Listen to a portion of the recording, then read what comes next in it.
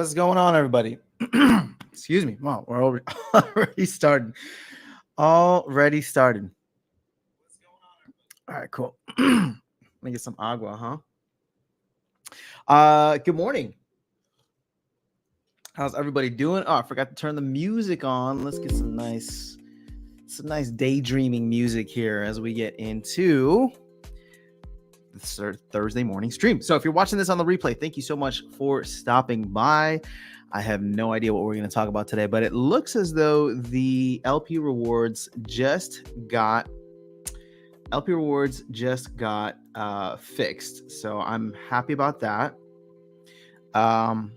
When it comes to packs, we are slowly making our way. Got a couple thousand more that were bought last night. We're actually approaching like 6,000 more bought overnight.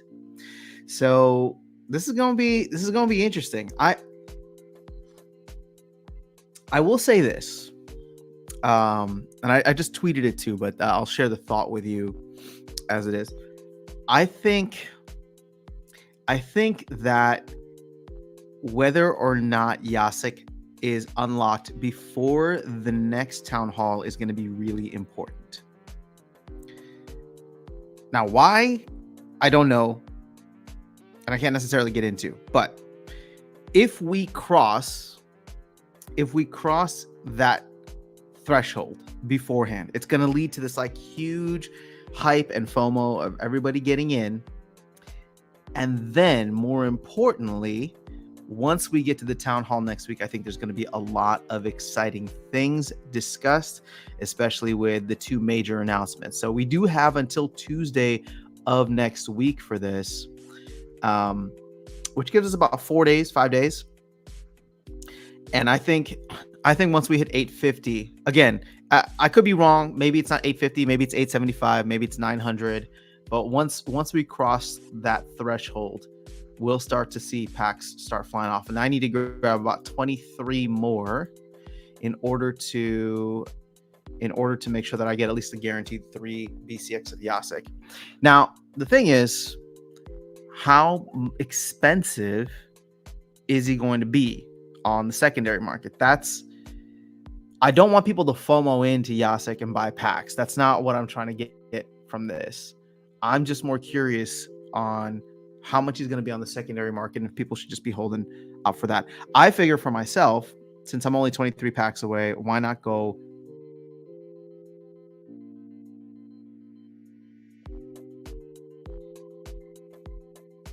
issues again? All right. I think we're back. Sorry, folks. I don't know what's going on. I'm hardwired in today too.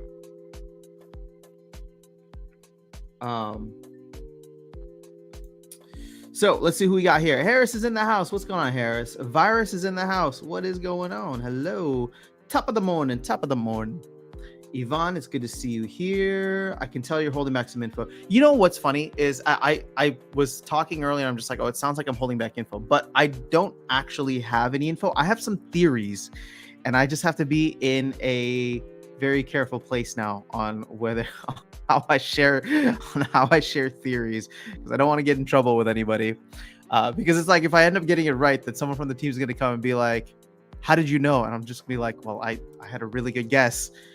But I will say that I don't think it's any secret by any means that the team is trying to, look at what Agorod is doing. He's in the Mav chat every single day, just throwing that FOMO out there. I think the November target is a very big one for the team to try and hit. Now, I know it's based off of models, and I know, that they're going to do whatever they can, but I do believe that the team is going to do whatever they can to try and get it so that we hit that November timeframe. Part of me looks at that and says, why, right? Why would November be so important? Well, it's because I feel like they got a lot of stuff coming out next year. And if they are able to sell out Chaos Legion this year, that would put a time frame on when Rebellion comes out. And I think that's getting Rebellion on the roadmap at a specific time, right? Probably about 3 months after whenever Chaos Legion sells out, I think would help them plan for next year. Again, none of this is like inside info, but there are a lot of really cool projects that the team is working on. Sure, I've probably heard more about some of them than others, but they're gonna talk about Rift Watchers and Tower Defense on Tuesday, so that should be fun. But I don't know anything about this undisclosed project that Aggie keeps mentioning. I don't know anything about this casino thing that Aggie keeps mentioning. I just know that it's coming, right? I just know that there's stuff there.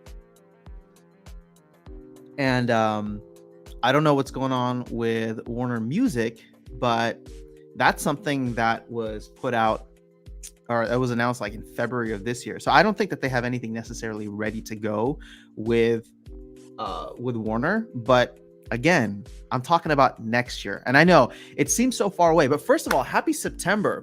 Welcome to Septembear. Oh, I should have renamed. Dang it. That was supposed to be the name for this. That was supposed to be the name for this. Can I still change it? Yes, I can.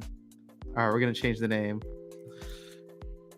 Welcome to Septembear. Save changes.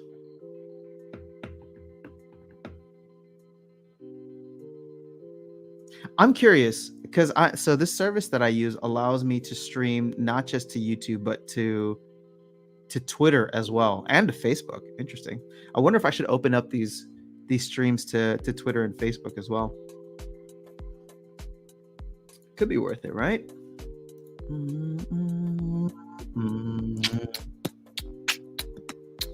So let me see who else we got here. What is going on? JT. Hey, mate, FOMO and YOLO after sound. Please buy more CL packs. Yeah. Oh, Andrew's in the house. What is going on? Pandas represent. Warner Music is a flop. Go online crypto casino. Why do you say that Warner is a flop? I'm so curious. What do you know that we don't? Did anybody get something good in their end of season chest? Because if you saw my post yesterday, it was garbage. It wasn't like garbage, but it was pretty garbage. So I'm like at a point now where I'm just wondering, like, why am I not renting my cards out all the time? Because I could earn so much more from that, guaranteed, right? And there's a reason for that. It's not because I don't like playing. I actually love playing. But if I am still at a point where I'm trying to level up my deck, why wouldn't I take the guaranteed income that could level up my deck every single day? Versus the non-guaranteed casino style, let's see what we get in these chests.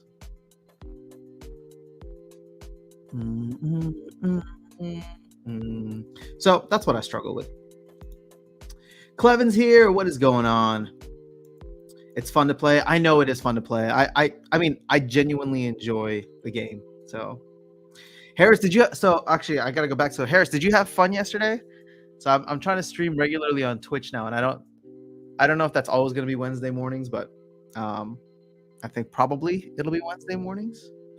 So we played this new crypto game called was it Undead Blocks, and it was, I mean, I like it. It's fun. It's very polished. It's very limited right now, but they're doing some kind of tournament where they're giving away like 10 grand this weekend. So I might be streaming that over on Twitch. I still need to like dig through their tokenomics, but it does look very interesting. Yuki's in the house. What is going on? Hello. Yvonne, Monday, the last stop before the moon. I think it'll be hard to sell out all CL packs by November without new players, investors. People only have so much money. Okay, so here's where things get interesting, Yvonne, because when we talk about money in the space, I actually think that there is quite a bit of money in the play to earn space, but a lot of that money isn't player money. It's investor money, and it's more speculative investor money, right? So right now we are roughly almost 2/3 of the way through the sale. Hold on, give me 1 second here. Let me just hop off the Wi-Fi so that I'm not killing my internet. Let's see. So we are roughly 2/3 of the way through the sale. Now, where things get interesting is as we get closer to that 15 million packs, right? That's when big whales who want a quick flip, right? They want a quick flip so they can come in and immediately make a 2x, right? Or 50%. That's when it gets interesting, because even for someone like myself, right? Once we get to the last million or 2 million or 3 million, I don't know what that number is, right? In my mind, Agro saying that things are going to pick up after we get to 10 million. I think that's a little bullish. I think there will still be, I think we're about to hit Septembear. So if you remember last year, or just in history, like I think 9 out of the last 11 Septembers have been bad for Bitcoin, which means the market generally isn't in the best place. We also got the Powell no pivot, where they said that they were not planning to pivot before, the election, as many people were speculating, including myself, that they would. So I think September could be actually quite a bit of a down month, which makes October potentially very interesting, because if things start to pick up around then, there's a lot going on in the Chaos Legion, or not Chaos Legion, Splinterlands universe between now and October, including GLS probably sometime in October. So I don't know, guys. This is exciting for me. It seems as though we're going to get a lot of interesting information here within September. I'm going to keep calling it that. Sorry, give me a second. Because we are getting the Rift Watchers and Tower Defense, some kind of announcement this week, which I would assume would probably be pre-sale info for Rift Watchers, which is probably going to start at some point this month. Tower Defense, I have no idea, but I think if we get more information on that should be great. And the fact that they're not putting them on different weeks is fascinating to me, because what do we do here? We all get so, we all get complain so much whenever like there's a town hall that comes and there's not much information, and all of a sudden they're going to put 2 major announcements into the same town hall. I don't know. That just tells me that there's a lot of stuff potentially coming down the pipeline. So September could get interesting, because we have Tower Defense, Rift Watchers, right? Potentially this upcoming week. We know that GLS, the white paper, is being worked on, and that was supposed to come out in September. And they announced this mid-August and said that the white paper would be out in roughly 1 month. So if I can pull up, I can't show it on screen here, but if I can pull up my calendar. So next Monday is the first Monday of September. Well, okay, so sorry. Next Tuesday is the first. Next Monday is the first Monday of September, but next Tuesday is the first town hall of September. Then you got the following Mondays, 12th, 19th, and 26th. I would guess, just based on the timeline that we last heard about GLS, we'll probably get some information on or potential white paper release on the 12th or the 19th. Then there's this other undisclosed project as well. I don't know if that's coming out this month or not, but it's exciting times. Exciting times indeed. All right, so Rift Watchers and TD are going to slow down CL sale. Potentially. Unless they find a creative way to include Chaos Legion in there. So Harris is saying it was fun to watch because I really like zombie games in general. Looking forward to playing it on the weekend. Yeah, it's good, man. I mean, it's not as smooth and refined as a lot of other FPS games out there. But the fact that you can go in and play and then potentially earn, I don't know, that makes it kind of fun. So the Warner Music team are the older conservative generation. They want to rip their toes. I mean, I think you mean dip their toes in blockchain, but don't want to commit, nor do they understand it. They are like Kodak before smartphones. Sure, but the fact that they want to dip their toes, to me, does make it, or rip their toes, if that's what you're trying to get at. The fact that they want to do anything with their toes makes me feel like they are at least headed in the right direction. And I think, given how innovative Matt, Aggie, and the team have been, even something small could be a major impact. Now, you could be absolutely right, and maybe all the proposals that Matt and Aggie and team bring to them they're just like, no, this is too wild for us. Like, oh, crypto is like too crazy for us. No, right?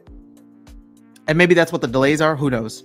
But I would argue the fact that they're interested and that they have reached some kind of deal with Splinterlands rather than Axie Infinity or Star Atlas or any of these other like gaming companies out there. The fact that they've done that to me is I don't know. I feel like it could go a long way. It just might take a while, right? Like, keep in mind, I hate when people say this because it just sounds so contrite, but we are still very early in crypto. And I know you're looking at like a $20,000 Bitcoin when 10 years ago it was trading for $1 or whatever it was, right?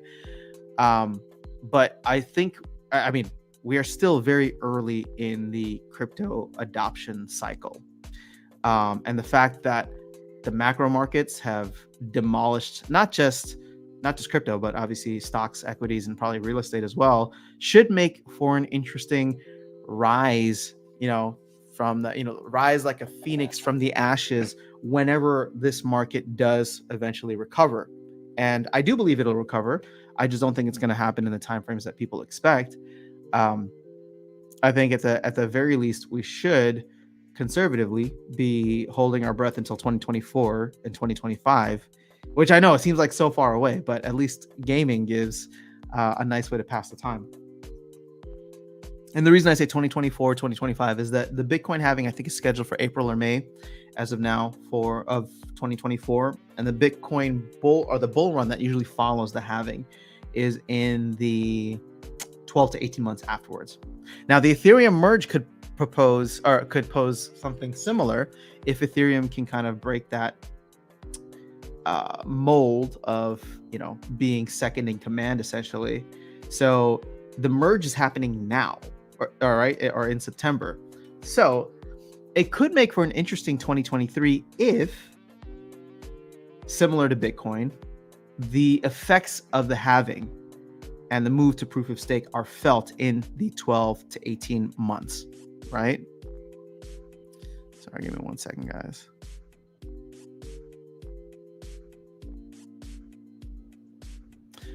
All right, just had to make sure.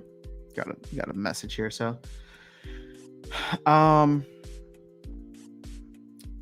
yeah, I don't know what this looks like, but if that does come to pass and Ethereum moves the market in a significant way, well, then all of a sudden 2023 could look really interesting, right? And then lead into the Bitcoin halving, because 18 months from now is roughly like March of 2024. So if all of a sudden that leads into the Bitcoin halving and then Bitcoin kind of takes the baton, it could make for an interesting period of time. Now, the thing is, I've said many times before that in my heart, I'm a Bitcoin maxi, right? Yes, I play with all the other coins and it's fun and games and whatever. But I do believe in the principles of what many Bitcoin maxis believe in. And so therefore, Bitcoin's success is incredibly important. And I do believe that it will still dictate and define many of the major market moves over the next decade plus. But it could be interesting to see what Ethereum does. And I have some Ethereum, so it's fine. Do your thing. But I'm still not sold on proof of stake, which I know actually translates to, it is relevant to Hive because of the fact that Hive is very much proof of stake and very small, but we'll see. All right, so it seems like big rewards are in Diamond and Champ. I got about 603 SPS total from my EOS chests in Diamond. Dang, I got like 70 or 80, I think, is what my total was from 43 chests. And I only got one pack and a couple of decent cards. That's it. I got 43 diamonds, just $41 of value. Wow, Flaviano. I am very, very happy for you. I cannot deny the fact that I'm a bit envious of the fact that you got so much value, because I had exactly 43 diamond chests as well, and I got about less than $7 worth of value. But I'm glad the RNG was ever in your favor. Pass it back, though. All right, Justin saying, is it just me, but the SPS design and reward chest is kind of weird? It's so big. I didn't notice it, Justin, but now probably whenever I look at it, I'm going to be thinking about your comment. So Steve R opened 17,000 SPS chests on stream yesterday. Let's go. Good for Steve R. He's a good dude. He very generously just gave me SPS for my 1 year, my 1 year Splinterversary, which was on Tuesday. So thank you again to Stever, one of the excuse me, one of the OGs. I have a lot of respect for him, and OG content creators too, nonetheless. All right, good day, Tim. How are you? Sorry, typo. Meant to say I like rip their toes, but sure, we'll go with tip the toes. We need 60-plus-year-olds and all the massive conglomerates to retire and let the next generation take the helm. Only then will we see mass adoption. Well, so here's the exciting thing, JT, is don't you think that's going to happen within the next 10 years? I mean, most people probably end up retiring 60, 65, 70, right? So I would assume the next 10 years are going to look very, very interesting. In the US specifically, it's interesting to see a lot of younger candidates getting into politics. And this is not going to become a political decision or a conversation, but it is exciting to see many people who are crypto friendly or Bitcoin friendly at the very least to start off with getting into politics, and it becoming a talking point. Now, a lot of people are doing it just to get attention and just to get the Bitcoin community behind them, because it's like an easy way, right? If you're running for Congress or even like state senate or whatever the case is, it's easy to get like a bunch of Bitcoiners to your side by just saying like, oh, I'm Bitcoin, or like, I mean, I like Bitcoin, or I'm pro Bitcoin. But I think the pretenders will be the pretenders when regulation comes down heavy. The pretenders are going to be exposed, because we'll see who actually is a hardcore crypto or Bitcoin supporter in the US. What is going on, Roar? Good to see you here. Yes, you caught a live stream. I do these every Tuesday, Thursday, and Sunday. I'm not lying to you. So feel free to come through. I feel like I've been pretty good with this schedule. I only miss when I am either traveling or I was not well last week. So Wilson's in the house. I'm an SPS Maxi. What's what? How are you, bro? Wilson, I'm good, man. I'm sorry. I know we still need to chat at some point. You are welcome on here, so we will find a time to do that. If you're free this weekend or something, I'll DM you. But I apologize. I haven't been on top of it. I haven't been well. Well, no, I've been better this week. Just still recovering. Although, cough isn't there, thankfully. I mean, like the crazy cough. The big short guy, Michael Burry, said S&P 500 could plummet 50% more. We might hodl for a while. Yeah, Clevin, I mean, I respect Michael Burry. I'm not saying that I disagree with him. I actually do agree with him. It's just when everybody starts calling for like, end of the world type scenarios, I take it seriously, but I'm also just like, okay, well, is this the opposite of everybody calling for $100,000 Bitcoin, right? Like when we were at 69K and everybody's saying it's inevitable, we're gonna hit 100,000. Are we now getting to the point where everybody's just too bearish, right? Like maybe we're at the bottom or very close to the bottom, but people saying that Bitcoin is going to go to 12K is the same thing as Bitcoin is going to go to 100K. It's not going to happen because we've reached overly bearish sentiment. And the S&P, I don't know much about stocks, but I will say that the unwinding of leverage that has started within the global macro markets since November of last year, when the Fed pivoted, has been phenomenal. And I can very much buy the argument that it's not done yet. So yeah, that's all I'll say. I don't know. Like, I don't know if it goes down a lot more or if it goes down a little more, but I'm just saying that like inflation's still 8%, like 8+% here in the US, and I'm sure it's not great in other places.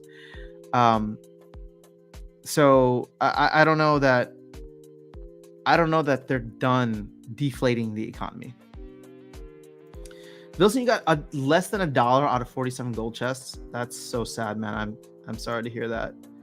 Totally agree that SPS icon is way too big. Totally takes me out of the experience. Okay, now I'm definitely gonna notice it. Where is Darkest Night? Darkest Night is recovering from a major awesome trip out in Hawaii. So, I don't know. Maybe he'll be on this weekend. We'll see. Alex, you're retired at 41? Hell yeah, let's go, brother. Teach us your ways. Now, I have a question for you, a retirement question for you. What does retirement look like for you? Because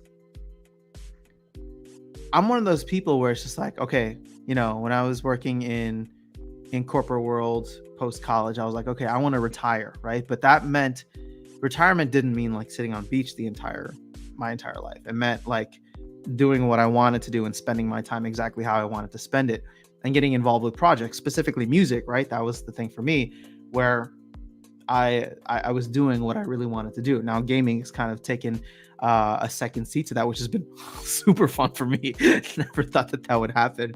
But I'm so curious as to what retirement looks like for you at 41. But it's funny because now when I look at it, I'm just like, well, I mean, I could tell people that I'm retired, but I'm not, because I love doing what I love doing, right? So I don't think that I would ever retire. But it's always interesting to talk to people who retired, well earlier than the retirement age. But I am happy for you, and I hope that you are spending your time exactly how you want to spend it, because that is the most valuable and finite resource we have. The majority of crypto is dependent on BTC, with more and more utility. Oh, People's Guild in the house. Guys, if you haven't checked out their podcast, it's on Spotify and Apple and all the cool places where you go listen to podcasts. The People's Guild. I was on there too. I was a featured guest, but you don't have to go listen to that. That's such an old episode.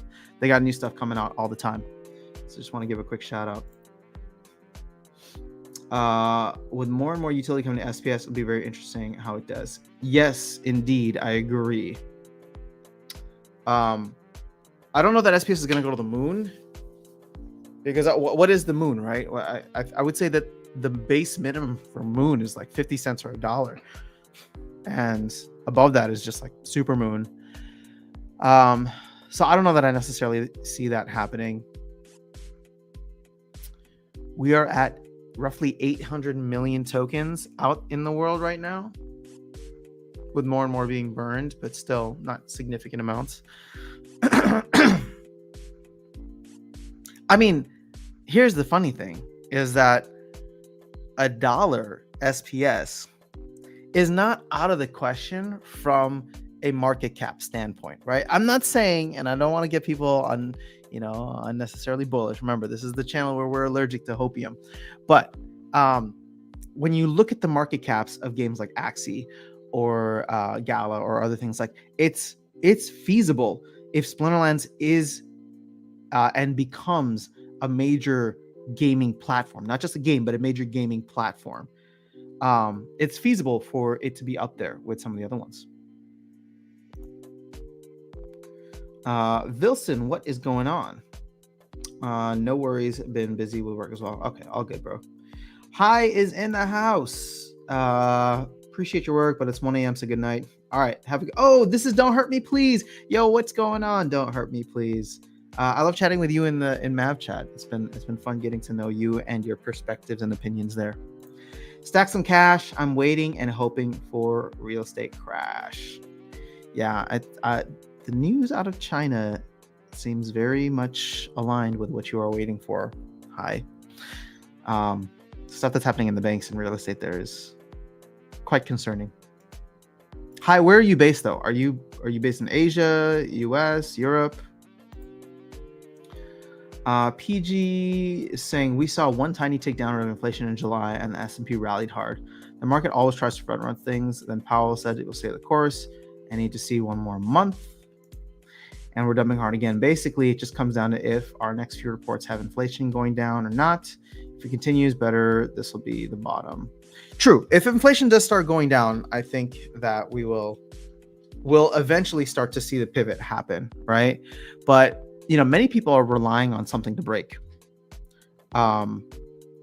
Many people are waiting for this high aggressive interest rate hikes to break something, because then and only then can the government come out and have a reason to print more money, right? Which again helps all risk on assets, which includes and is probably very heavily leaning towards crypto.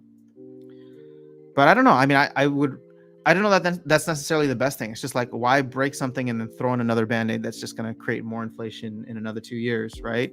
Maybe get it right and get everything so it doesn't break. while great companies, organizations, institutions are building on and adopting crypto over the next couple of years or closer. Personally, I'm waiting for one more major dump down in crypto, and then I think we'll be close enough to the bottom to start averaging heavy. Yeah, I mean, the problem is I'm not stacking cash as much as I should be. Mainly, a lot of it just goes to DCAing into Bitcoin. And then I like Splinterlands stuff too much that I'm not DCAing out of it. Alex bought 14 acres. Me and my wife building a farm. We have over 170 animals now. That's amazing. Alex, would you mind if I ask you where you're located? Are you in the US / where specifically? I've been building race cars and racing to keep busy. Hell yeah, man. I'm happy for you. It's not that I want to farm, but now that I'm in Texas, there's a lot more space. So I've been thinking about, okay, well, if I'm going to be here long-ish term, I want to become a little bit more self-sufficient. That was the biggest lesson. And for the people who wanted to hear the prepping stream with Darkest Night, I don't know, maybe we'll have that at some point. But it wasn't him that convinced me, but I've learned a lot from him because he's very much into that stuff. It was really just the pandemic that made me realize, like, oh, if shit hits the fan, I don't know if I know what to do. Right? Like, everybody romanticizes a zombie apocalypse, and I want to say that we kind of had a little bit of a trial run for one, because I don't know if you guys remember when things first started getting locked down, and we all thought that we might die just by leaving our apartments or our homes. I remember, like,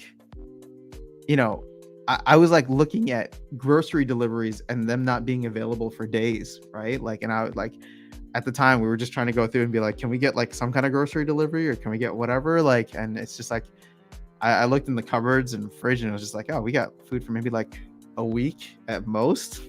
This isn't good. So I don't know. I'm just trying to be much more prepared at that point. And again, it's just like, what's the stuff that you get that's to prepare with? It's mostly food and just like regular supplies, right? So like, I had this nice rotating thing of like canned foods, where it's just like, okay, every month I'll go through, and if there's stuff that like is getting close to whatever, then I'll just like add that into my meals for the next month, right?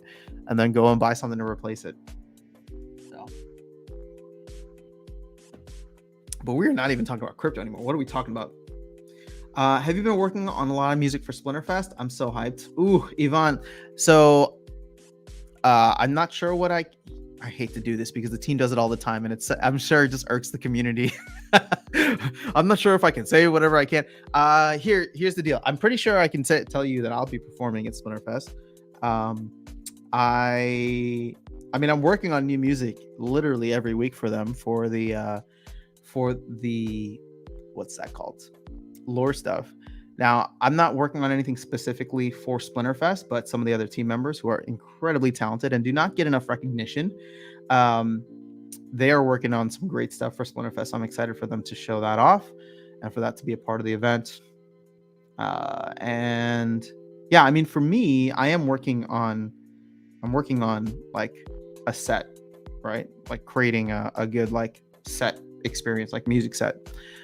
So haven't fully decided all the tracks that I'll be playing or performing, and still trying to figure out like the audio specs and stuff for Hyper Arena. But for the most part, I'm working on it. So yes, it'll be fun, man. It'll be fun. I mean, performance will be what it'll be. I mean, I'm looking forward to performing, but I am really more so just, I can't wait to be done with all of my responsibilities for Splinterfest, because I just want to hang out with people. And I don't want to have like this, like, oh, I got to prep and, be like mentally whatever. So hi Sam, BTC tanks, I could see SPS under a penny. Oh man, that would be awful. But at that point, I think if SPS ever made its way under a penny, I would have to scrape whatever I could. I would have to scrape whatever I could to grab as much SPS, because I think at that point I would look at things and I would say, you know what, this is probably going to be the best chance for me to get my million SPS if I really want a million SPS. So Thank you, man. Just interviewed Max Power. Oh, he's a good dude. I really enjoyed chatting with him. You work on your rental properties. Oh, you got a lot going on. It's very boring sometimes. That's why I found this game, Splinterlands. I do the Rising Star missions and now, or just Rising Star, and now I've bought into the Woo token and Woo packs. Yeah, Woo has been interesting. I feel like, because I've been averaging into the Woo token recently and just been buying more and more.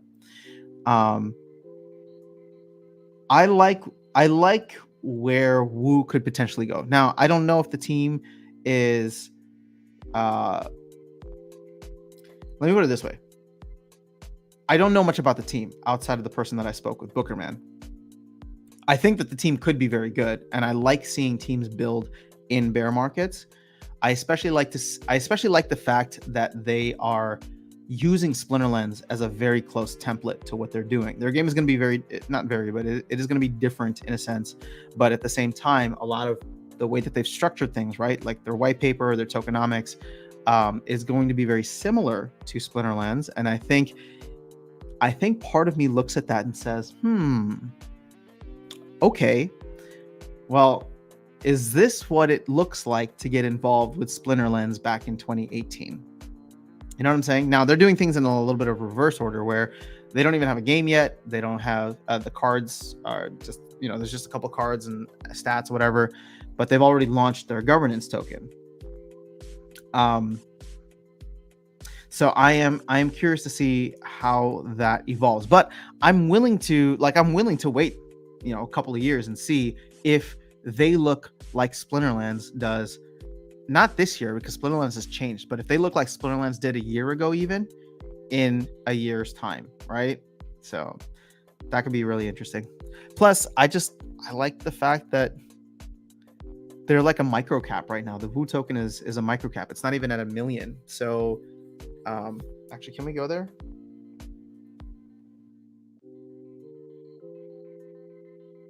For example, right? Like they're at $316,000 of a market cap. Sorry, let me just refresh this, because obviously they're putting stuff out every day. All right, so $330,000 market cap, not even at 1 million yet. Now, granted, they're going to be, they're giving out similar to Splinterlands, right? Like they're giving out tokens like candy. There's going to be 3 billion, and there's only 113 million currently in supply. But if they could create the same kind of demand for their token, especially upcoming with the pack sales, and then all that jazz. I mean, just think about it this way. If this becomes a $3 million market cap, that's a 10x right there. Now, I'm not saying to ape into this, right? I'm just saying that a $3 million market cap is a 10x. A 30 million, which then would make it comparable to where Splinterlands isn't. SPS is higher than 30 million, but that would be 100x if you think about it, right? So yeah, I need to grab more tokens. I don't want to sell like SPS to do it, but we'll see. I agree. $3 billion market cap is not super unrealistic. No, $3 billion right now is, I think, unrealistic, but 800 million, I think, is still very, very much in play. Good morning, Gathering the Magic. Had to work late last night. Just woke up. All good. It's good to have you here. You're in Louisiana. All right, very cool. Oh, we're all in like the south.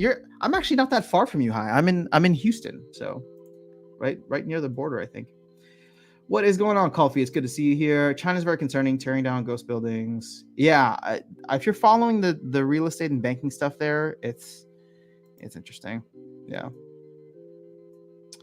You're in Florida? Okay, good to know, Alex. 14 land plots, nice. Ahmed's in the house. Let's go to Ahmed. Yes, self-sufficient. We have solar panels of power everything more than we need, and I have a Tesla, so I don't pay for gas. Man, I love that. I'm waiting for the Cybertruck. That's my new dream car. It just looks like something out of the Terminator franchise, and I want it. So when that happens, maybe I will get my electric car finally. But more specifically, I need a place to charge it. So this is where I'm at right now, where we were talking about real estate earlier, and it's like, okay, well, maybe if we are expecting a leg down in the market and for real estate to get, repriced and to have some kind of moment, then there might be a good opportunity there. So we'll see. Did you hear anything about rewards nerf for bronze and silver? I did not, unless you're talking about the proposal, because I would say that's a pretty big nerf for bronze and silver. Where I live, it's hot, and the only bill you have is electricity. So solar panels that I don't have. Oh, nice. Okay. I mean, I'm sure your electricity bill's got to be decently high, just due to the fact that, I mean, I'm in Texas and it gets hot here. So got to diamond first time last season, but I don't think I can win any games and diamond with my deck. If they do this, if this proposal does go through and they implement it, I think I will need to make the jump up to diamond. The problem is I'm going to suck. I'm going to suck badly in diamond. So I don't know. Because I don't have any, or Darkest Night. Thank you again to Darkest Night for the quick. So I will have one summoner that will be leveled up max, but I really don't have any max monsters outside of the rewards cards, which can be good, right? Some of them are really good. But I'm still struggling to get my Chaos Agent deck max for gold. So how's my LP doing? The rewards have been juicy. Been weighing LP versus staking for GLS. Yeah, no, I went heavy into the LPs and I've been very much enjoying them. Obviously the APRs are down a little bit now, so maybe I'll reconsider at a certain point. But yeah. What is going on now, Don? Hello. I got in early in Woo and have gotten almost 300k Woo so far. Hell yeah, let's go. I'm not even at that. I'm probably at a tenth of that. I'm at like 30k Woo. But see, this is where what I'm saying, where it's just like, okay, well, you know what? Yeah, is it a significant investment to like buy 1 million Woo right now? It is, right? That's not like a little amount of money. But again, what happens if it gets interesting, right? What happens if Woo turns a corner and the team actually can deliver? I don't know. You're in Houston often? Have friends and family there? Bel Air is the spot. Oh, yeah, I used to live near Bel Air. That's so funny. Nelson, we got a new face here. Nelson C in the house. Finally managed to join your live stream. Well, it is good to have you here, Nelson. How are you doing today? See, this is what I'm telling you guys. You may not see it, right? Because you don't come through on each of the live streams, which is fine. I'm not trying to give you a hard time for that.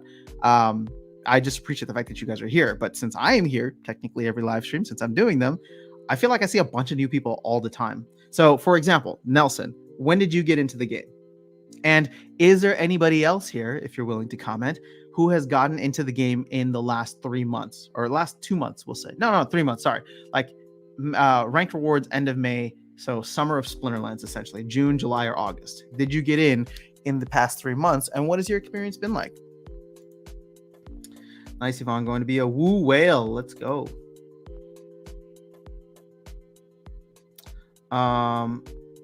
All right. Oh, what's up, Level Up Life? It's good to see you here. Another content creator, Level Up Life. Just got to give a shout out. Make sure you go check out, support his channel. Hello from Thailand. My season reward for my second account better than my main. How is it possible? It's because rewards seem very broken right now. It's just so much. It's just so dependent on RNG, which is fine in some cases, but meh. So Alex is saying, you were saying you don't like your Archmage bot anymore. I will buy it from you for $50 if you want. No, I have an alpha bot, or I have an alpha token. So $50 is not even close to cutting it. but thank you for the offer. And I still like it. I still want it. I still think what Archmage is doing is cool. It's just their bot. I've had to bench their bot because I'm very clearly better than it. I need your advice. I just got to 50,000 power. Congratulations. And I've been fighting in Silver 1 forever. You think I got enough power to do well in Gold 3? Ahmed, that's a tough... it has nothing to do with power. It has everything to do with where are your summoners and monsters at. It's been interesting for me to see some accounts that reach decently high levels in Gold with only 1 or 2 splinters. So maybe you can do that if you have like powered up 1 or 2 splinters. I don't know. I don't think so. This is the problem, right? So my general philosophy when it comes to getting into the next league is if you want to maximize chests, then really you need to be in whatever the one of that league is, right? So bronze one, silver one, gold one, diamond one. If you can't get into there, even by midpoint of the season, right, or late part of the season, it's just going to be a massive grind for you. Now, what could change that is the fact that if you don't want to split SPS rewards and this proposal goes through, and the SPS rewards at these higher leagues, like those pools, end up being very sizable. Like, this is kind of why I'm considering jumping up to diamond now. It's because, sure, my win rate is going to drop significantly because I don't have a deck for diamond. But if I do get a win, I'll get way more SPS from it because the pool at diamond is 25% of all of SPS, right? So versus right now, it's probably not getting much. So since you just celebrated your win in Splinterlands, what would you have done differently if you could go back? Oh, that's easy. I would have sold a very large chunk of my SPS at $1. That would, I don't know, that would have been life changing for me, but it would have been game changing for me, because if I just sat on it, like literally sat on it while the rest of the market tanked, I'd be able to buy several maxed decks for Chaos Legion right now. I got into SPS at 22 cents initially, and then it popped up to $1, which felt phenomenal. But I was too much in love with the idea of getting a Dr. Blight. $51, is that how much you made? Gold chest better than diamond for sure. Really? All right, fair enough. 52.50, 52.51. Wait, what are we talking about here? Oh, I thought you guys were talking about how much you earned. You're offering. Let's see. I don't even know what is an Archmage token going for these days. Now you've piqued my curiosity.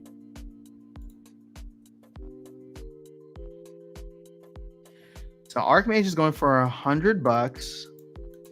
There's 500 in supply. See, I could sell my alpha right now for 400 and probably buy 4 of them for all of my bot accounts. My bot accounts, which I don't own. Man, I can't imagine the amount of investment people are making into botting accounts right now. Like, I know it's not that expensive to buy like starter cards, but how well are those bots doing?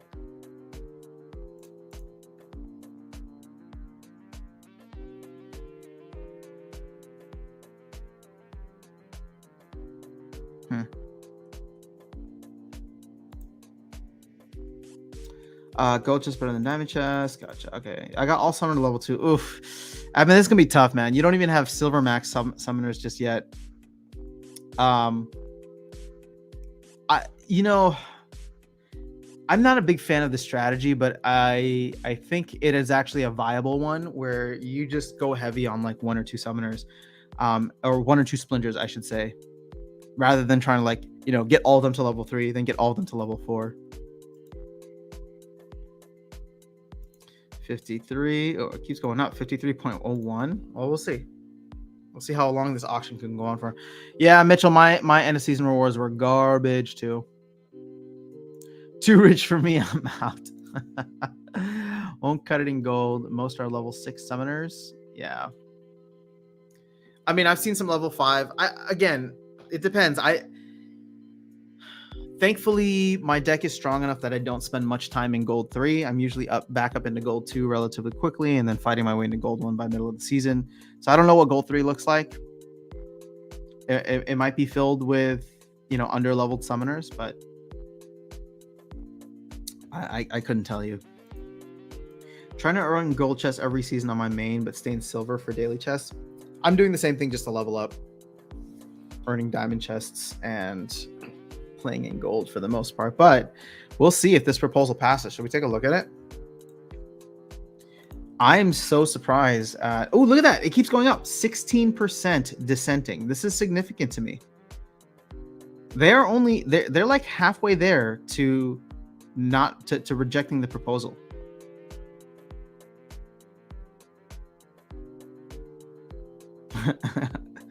How much how much? Okay, so hold on. There's total votes is 100,000. Oh, sorry, 127 million.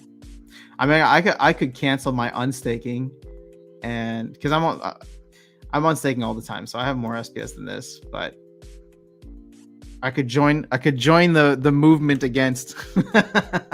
Let's see what happens. But I want to be convinced. I want to be wined and dined. My 50 plus gold chests made me a buck. Ouch. Yeah, I haven't heard good things about gold chests, so, and my diamond chests weren't that much better.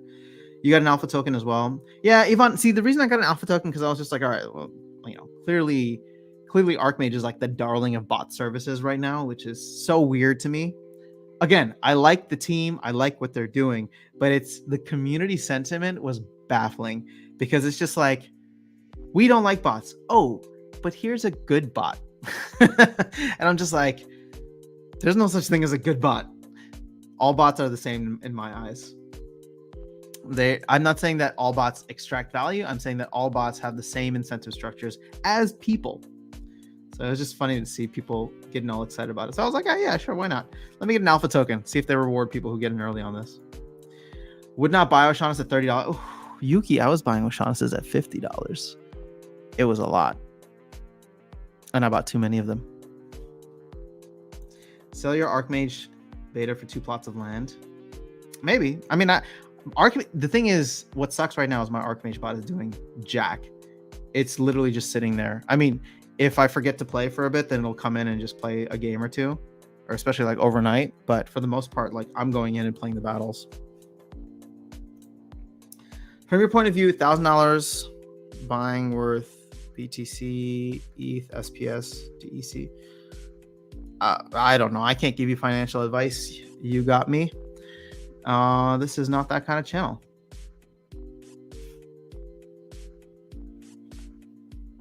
I will say,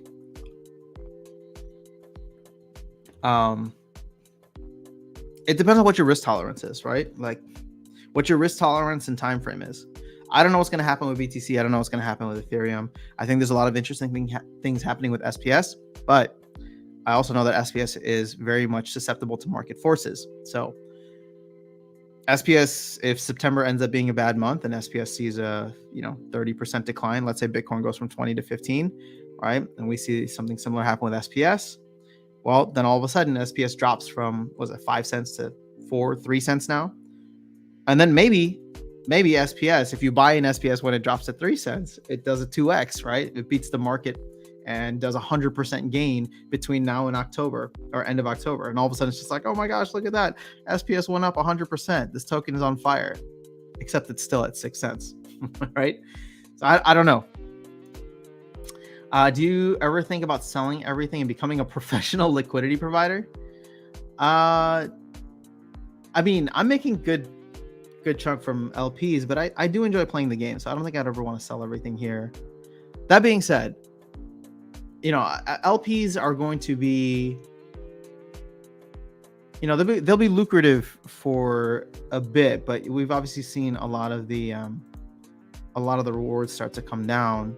So we're already seeing under 20% here, under 30% here. I think you and I are of the same mindset, Level Up Life, with essentially the stable coin. Like, I mean, again, why do you think I'm in so heavy on these? Is because it makes the most sense to me. The downside is very mitigated. The upside is limited, but very risk averse when you think about it. Whereas, a lot of these other ones, they offer quite a high APR, but they also offer you exposure to 2 assets that I do want in the long run. Like, why wouldn't I want to be holding Ethereum and SPS in the long run if I believe in both projects? So I guess same can be said for swap.hive too.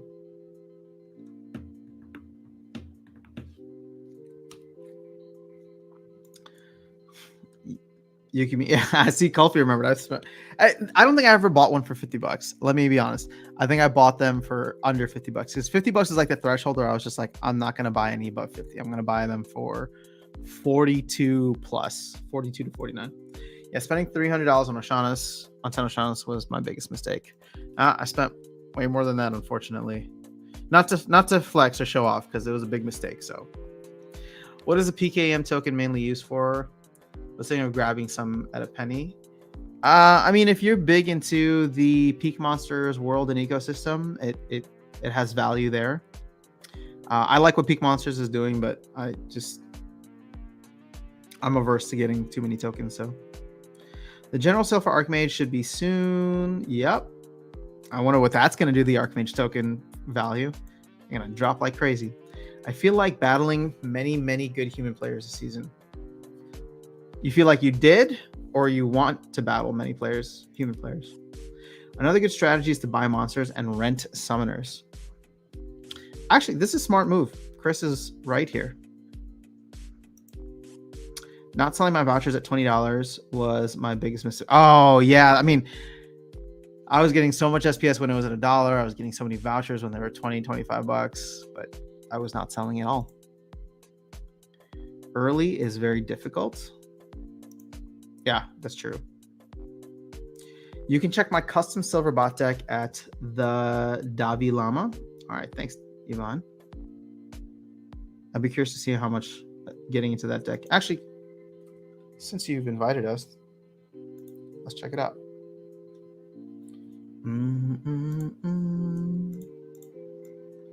What is it? The Davi Llama.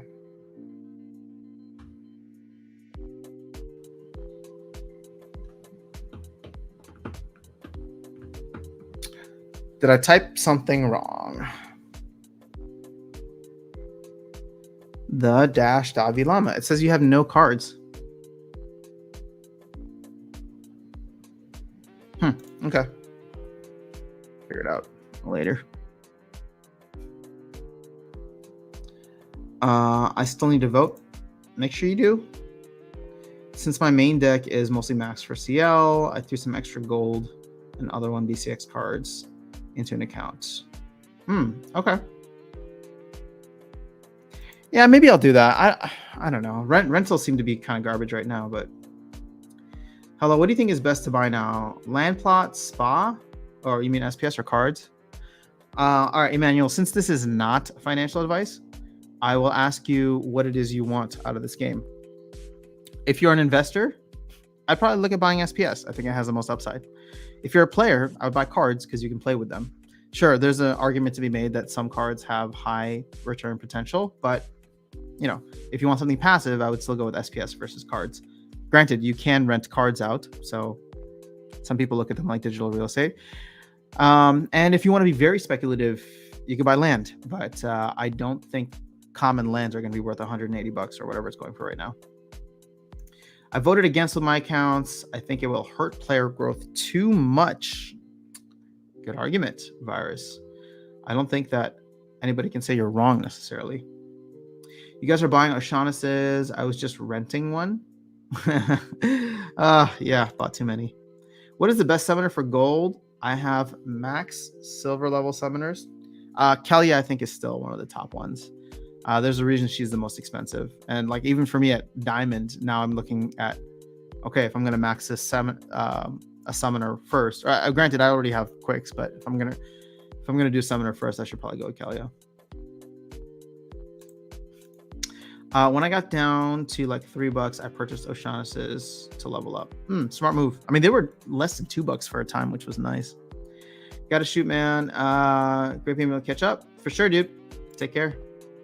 Buy land because once developed, it'll airdrop free SPS. Yeah, but if you buy SPS now, you can get that free SPS now, as well as vouchers. Land is so undervalued. One-time cost for permanent passive income. That's an interesting way to look at it, gathering the magic. But couldn't you say the same thing about SPS too? SPS is always going to give you at least vouchers. Land is going to give you SPS for a time, but then when it's done, it's going to give you whatever resource you have on there, which you need to buy more things to farm the resources. Lapsus, I finally managed to get some of my summoners leveled up. I was I always used to scoff at level 7 summoners are useless, but now I see the benefit as you can play max level legendaries with them. Interesting, Lapsus. I hadn't thought about that. You're absolutely right. Maybe I will start moving towards that. I don't have any max legendaries to go with, but could be worthwhile. Nice, you have over 1% on that DEC die pool. I know. It's a nice one. It was like 57% or something when I first got in, but it's dropped down significantly. I'm looking forward to the newer games coming out, like Tower Defense, because I'm not excited about the direction that Splinterlands is going with the most recent proposal. Maybe in the end it'll be better for everyone, though. It's just hard to see it now. Interesting. Okay, a lot of people are against the proposal. I appreciate you voicing that.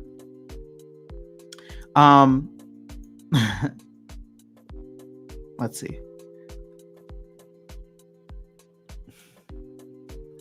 All I can say is I am so hyped for Tower Defense.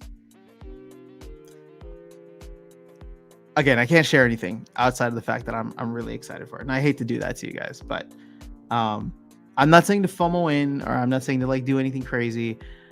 I personally like Tower Defense style games, but more so the conversations that are being had around Tower Defense, and specifically around how to make it a cool type of game get me excited for it. I think a lot of people who have issues with Splinterlands, the card game, will look at some of the areas in which they're trying to really innovate isn't the right word, but they're trying to like shore up some areas with the Tower Defense that I think people will look at it and say, okay, this is going to make, this makes much more sense and I can get behind this. So CL packs until summer? Nah, I don't think so. My prediction was by the end of the year. I think Aggro's prediction is by the end of November. Because here's the thing, right? Like, let me ask you this. We'll do a quick poll of the community. How many of you are planning to buy packs once we start getting towards the end, right? Just not even necessarily to buy packs to open, but to flip, right? Because you want to buy a pack that's available for $4 or less with whatever the DEC is. And as soon as packs are not available in the shop, we all assume the price is going to go up, similar to Untamed, whatever. How much that goes up, I don't know, right? I can see a 50% increase, right? Or maybe a 2x. But right off the bat, I don't even know if we'll get that. So my question for you then is, at what point, what threshold of packs being sold are you going to go in and go heavy? Right? Because this is when the speculators are going to come in. This is when the people who don't necessarily care about what's happening within the game of Splinterlands come in and they say, hey, I'm talking about big pockets, right? Somebody looks and says, well, there's only, there are 13 million packs. There's only 2 million packs left. I'm a whale that has $10 million sitting here, right? I'm going to go in and buy the last 2 million packs because I know I can take that $8 million to buy those packs, probably even less than $8 million. And if all of a sudden, right, packs at the general store are going for $4, and as soon as they're done, they go to $5, all of a sudden you've made 25% just like that, right? Because you have the capital to dictate the price. So it does make things interesting because I don't know what that number is. I know for me, I'm going to be looking very closely once we hit 12K. Not that I'm going to buy, but I am going to be watching closely once we hit 12K. And I wouldn't be surprised if we see the last million packs sell out. I wouldn't be surprised if we see the last, I think Aragorn said this, but I agree with him. The last million packs sell out in like an absurd amount of time, like 24 or 48 hours.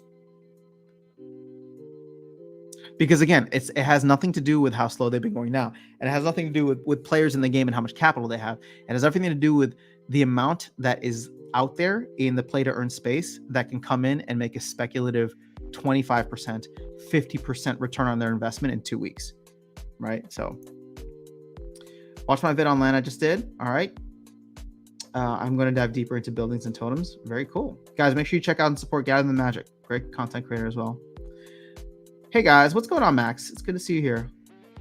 What is your feelings about legendary Untamed Summoners? I have no feelings except that I'm excited for Rebellion to come out and they become irrelevant. So that's actually going to be something really interesting. If you're buying legendary summoners now, here, we should talk about this. If you are buying legendary summoners now, but you plan to play mostly in modern, the shelf life of those summoners seems very low, because assume the most bullish case scenario that we do sell out of packs in November. I would say that means we're guaranteed to see Rebellion at some point in Q1, whether that's late February or sometime in March, right? I don't think the team wants to go more than 3 months. They've said this already, that they probably don't want to go more than 3 months without having another pack available or another expansion available. So that gives you roughly 6 months from now to make use of this card and to dominate. Is it worth it? That's up to you, right? And will it be worth it so that you can continue to dominate in something like wild format? That's up to you. But for someone like me, I plan on only playing modern in the future, right? And granted, I know I'm not even playing modern now, even though I was whining about it for so long. So I don't know. I'm curious about. I'm curious as to what things will look like once Rebellion comes out. Man, was a crazy end of season for me. Last 3 days, Stever is in the house. What's going on, Stever? It's good to see you here, man. And congratulations on all the success. Yuki, you got insider info about tower defense? I do, which sucks because I wish that I could talk about it. I wish that I could talk speculatively about it, but now I just have to be careful about what I say. So I'm sorry. All I can tell you is that I'm really excited about it. So I want to be as transparent as I can be with you. I'm not telling you to go out and buy packs. I'm not telling you to go do anything. I just think, again, it's Hardpoint, right? Like, this is Hardpoint's baby. And ever since the first time Hardpoint was on a town hall, I love his energy, and I really love the direction he's taking this game, or this upcoming game. So it's exciting for me. I also do love town hall. I do love tower defense style games. I was addicted to them. There's this one I was playing in VR for like months, like nonstop, and like I just loved it because it was just so good, and I wanted to beat it. So the fact that there's going to be tower defense that has play to earn elements, I think is going to be a lot of fun. I was jokingly, I think I even tweeted this out like last week, where I said I may end up retiring. Don't be surprised if I retire from Splinterlands, the card game, once the tower defense game comes out, because I think I'll probably just be spending all my time on that. So Vandoma, I will go all out on tower defense if it's good. I prefer tower defense over Splinterlands. Yeah, I mean, look, at the end of the day, Splinterlands is a trading card game, TCG, right? So it's very niche. You're never gonna get your random like person playing TCG, right? Like I'm talking about like your stay-at-home mom who plays Candy Crush, right, while waiting for their kids to get out of soccer practice. They're never gonna play, right? They're never gonna play Splinterlands. They probably won't even play tower defense. But if we keep going down this arcade style thing and do create some kind of puzzle game, right, a la Candy Crush or a la Angry Birds or a la whatever like those really popular Web 2 mobile games were, if they can create something like that, and you get those stay-at-home soccer moms, right, who have to go and wait for their kids' practice to be over, that's your target right there, right? That's your mainstream adoption. And if you can get them to come in and be part of the ecosystem, that's your backdoor entry into crypto, which makes it really exciting.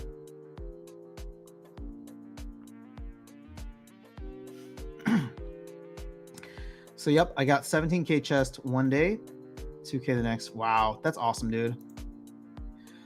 I opened up 52 champ chests, and I didn't even get 200 SPS. Yeah, man, I'm telling you, maybe it's just better to stay down in, excuse me, in bronze or silver. They called me crazy when I was telling that it will last until summer. There was, so to your point, Apostolos, am I saying that right? Hopefully I am. If there was a lot of hype when it first came out, and I think a lot of people got caught up with it. I think even team members, and I wasn't part of the team then, but even team members were getting caught up in the hype just based on their comments in the town hall. Except for Matt. So this is why I, whenever Matt speaks, I listen very, very closely, because everybody else, I'm not saying that they're lying. I'm just saying that, you know, they get caught up in the hype and the FOMO. But from the beginning, Matt never thought that we would sell out in a day. Matt said, I designed this so that we would have enough packs to last an entire year. So when people are sitting here complaining that packs didn't sell out fast enough, all right, it's just funny to me because I'm just like, well, the guy who designed this entire system, right, the CPO, Chief Product Officer, it's just, he wanted them to last a year, and we're not at a year yet, with a good chance of us selling out within a year. So people can get all hyped, people can get whatever, but I don't know. I listen to Matt and see what his perspective is. Packs being cheaper at Hive Engine does not help them sell off. Agreed. But I think those will get eaten up too. So I might buy more packs when it's almost selling out. Maybe last 2 million packs. Yeah, see, that's when I'll be looking at last 3 million packs. So once we get to 12 million or so, Steve is going to start looking at 11.5 million. You have 1,400 packs still. Very nice. The problem with rewards right now is it's heavy RNG based. Half the stuff isn't worth anything. Yeah, that's true. Merits don't have any value. Packs, big pulls of SPS, gold foil. Yeah, I mean, like, I'm opening, I think I have 2 seasons of diamond chest now. I don't think I have a single gold foil. Definitely not a single legendary. I got a couple of epics, which are worth like, what, 10 cents?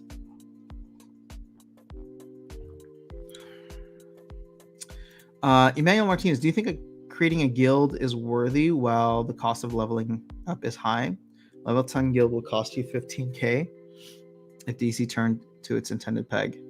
I mean, it just depends, Emmanuel. Like, I feel like I'm lucky that I was able to find a good guild that I could just hop into and pay the dues. The thing is, if you want to, right, if you want to have full control and build something from the ground up, go for building a guild, right? Nobody can ever kick you out of your own guild if you're the leader. So it just depends on what kind of level of control you want, and what kind of security you want. Is the cost there? Sure. Is it justified? I would think so, right? Like, cost to build anything. But, you know, I had I don't know if Andrew's still on here, but we had the leader of the Praetorian Pandas who runs that thing like a business, right? So that's an interesting way to go about it, where you kind of have people that come in and play, and you're very meticulous and organized about it. So there's a lot of different ways that you can run a guild. So it just depends on you and how much creative control you'd like. Yes, but still, we are 10 million and still 5 million. True, but Apostolos, I think there's a good chance we sell out before the end of the year. I think the FOMO will start to kick in, and I think the team is going to offer some things or offer incentives later on, right? Exactly, that's insane. This should be smoothed out. Sorry, I don't know what you're talking about. Oh, yeah. Okay, RNG. I don't know if modern format in the future will be really only last 2 sets. Man, if they change that, Flaviano, I'd be so upset. I don't think they can change it. I think they have to keep it, at least for now. Like, they have to rotate Untamed out. It's just too unfair. It's just too difficult in modern format. Like, less than 2,000 people have Krons and Llamas and Kitties and Yodins. So you have to rotate them out, because I anticipate Rebellion will be very similar in size to Chaos Legion, right? Like maybe 15 million packs or something like that. So I don't know. It feels like I just woke up. I feel like I'm stretching. But maybe in the long term. Leak it to me on the down low. I will then leak it. Yeah, I try to leak stuff if I can, if I'm given permission to leak it. No, I'm just messing with you. Anyone ever play tower defense in StarCraft Brood War or Warcraft 3 use map settings? No, I haven't, but I love StarCraft. And guys, he got me to FOMO to get 500 more packs instead. Wait, who? Oh, you're talking about me or Aggie? Moms will never play Splinterlands. I'm telling you, Luthien on you. Luthien's a special case. Luthien is Luthien because she's awesome. But PG Gamer or PG Gutsmer, P Gutsmer. Is your mom playing Splinterlands? Or is there, sorry, maybe not your mom, but is there a mom in your life that is playing Splinterlands right now in your immediate vicinity? How many Rift Watchers packs are you planning to get, Steve? Oh, 3K SPS and 2 packs. One of them is Gold Quicks. Not bragging. Let's go, Gold Quicks. Congrats, Willa D. I was going to get 1,000, but I might go 1,500 now. I think pack sales will sell out in 9 months. However many are left by them, Aggie will buy the rest. Oh, you're talking about, okay, once we get to 9 months. Yeah, I wouldn't be surprised if Aggie just casually threw down like, 20 million bucks. Merits can get you cards to burn. They have a little value. Yeah, I know, but it's like, it's very, very little value. It's value to players who want to level up their gladiator cards, but I don't know. That is a lot of SPSC. Opening all or holding. I will open 1,000, then do some trading golds for normals and see how close I am to max set. Nice. Was thinking if people will make a guild just to have people join to use their merits to buy packs. Make a level 2 store and charge people DEC to join and buy Gladius. Use the DEC to level guild.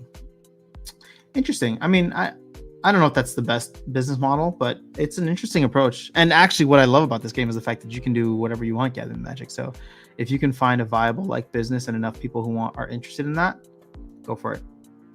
You can also collect Gladius cards and then sell your full account to a guild who can then assign it to players with legendary. It's fair. Oh, it was a joke. Like you gave me the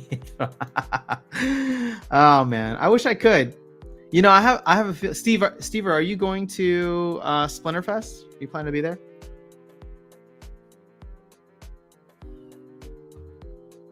How much actual fiat did you put into this game so far? I don't know. It's been a lot. I cannot tell you, but it's been up and down. I will tell you that I have not put fiat in probably since, well, no, I did put a little bit in for, I hadn't put anything in since like November of last year. And then more recently, I just put in a little fiat to grab a node license, which I wonder if we should talk about. I mean, are node licenses going to be something interesting in the future? Oops. I got $50 in Hive. Need to buy something. What do I buy? Oh, Alex, I have no idea. What do you want? Buy some cards, maybe? Ooh, beta pack, rest in DEC, SPS, maybe a totem. I don't have any totems yet. Simple Tudo, what is going on? So Simple Tudo, you must be new here as well. Sorry, not to the game, but to the stream. It's good to have you. What is merit? So merits are, you win them in chests and you win them for fighting in your guild brawls.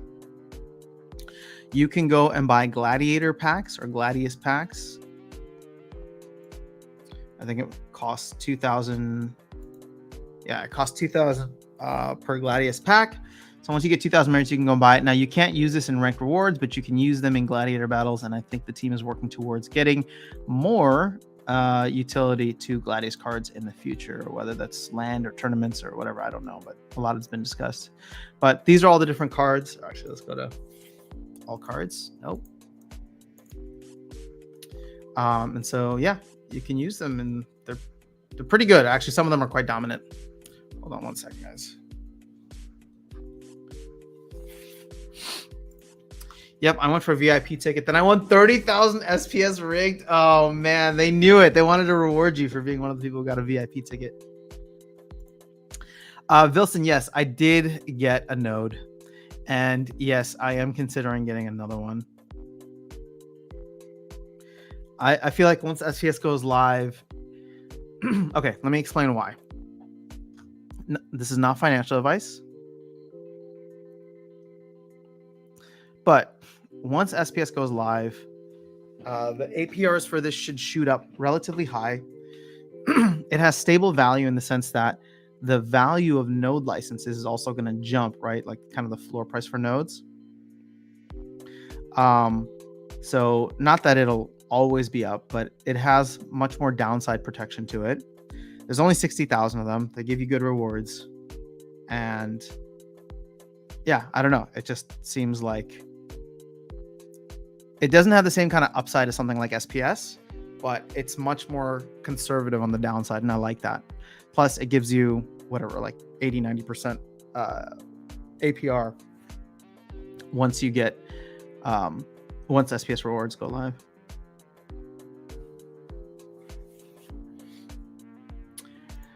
Really feeling the FOMO to get one right now. I want some brownies with ice cream. Dang, Alex. Retired life is treating you good. Let's go. So you grab one. Yes, I did grab one.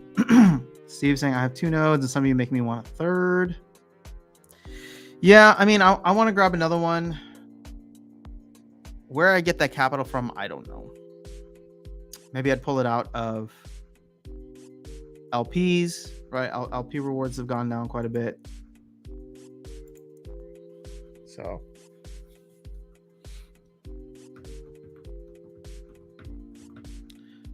like we're looking at, but then again, I don't know. It's really tough to say. The thing is, I like earning DEC. The fact that there's no DEC now and I get some airdrop to me every day is kind of nice. Weirbeard was just questioning the tournaments chat about format of Gladius tournaments too. Yeah, I think there's going to be some interesting things done with Gladius cards in the future. So I'm not burning any of mine. I would recommend for other people to not burn theirs. But, you know, you do you.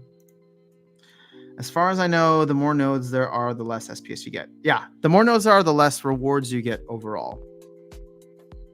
So that will go down. But the idea is that the team is trying to drive as much value to SPS as possible over time. So that even if you're getting less SPS, you will be getting more in terms of US dollar value on that SPS.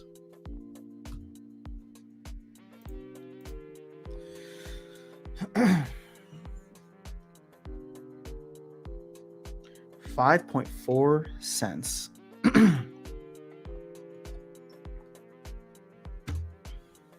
DEC is looking interesting right now. If you believe it goes back to its peg, that's roughly a 50% upside.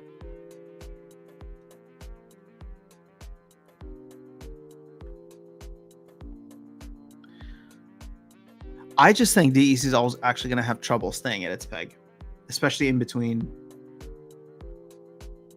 chests or expansions. But then again, some interesting things in the works for DEC. I don't know what it is, but that's what they were teasing in the last town hall.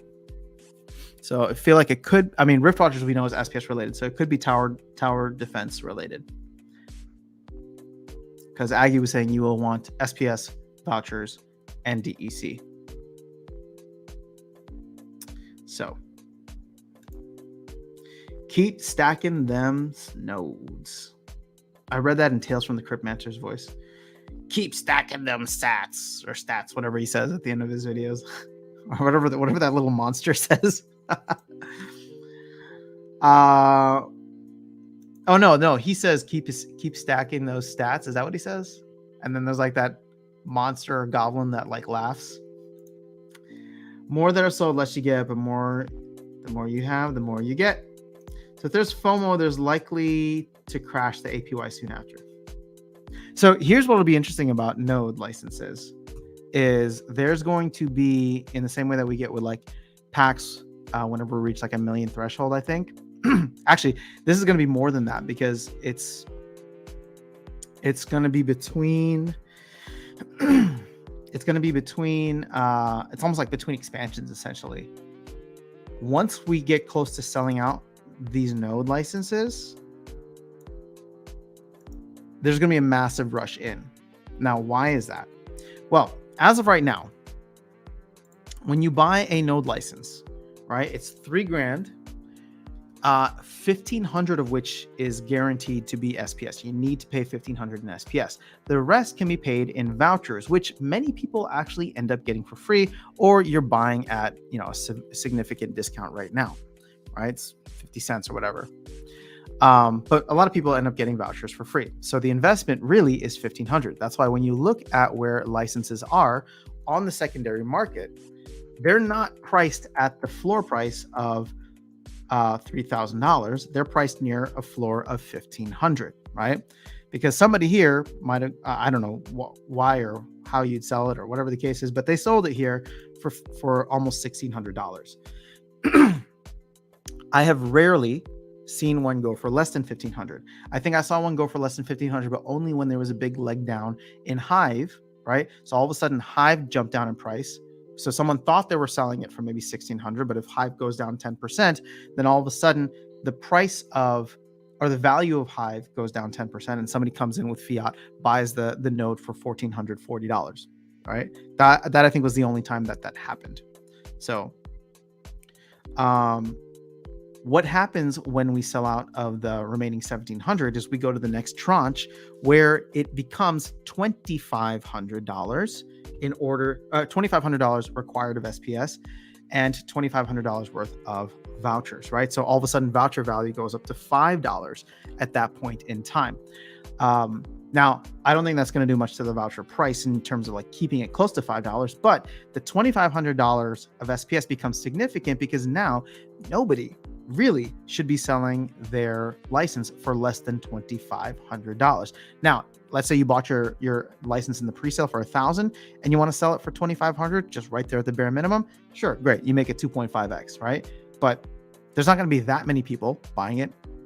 And even if all the pre-sale holders sell theirs, at that point, then other people's buying price becomes $2,500. Most people don't want to sell at a loss.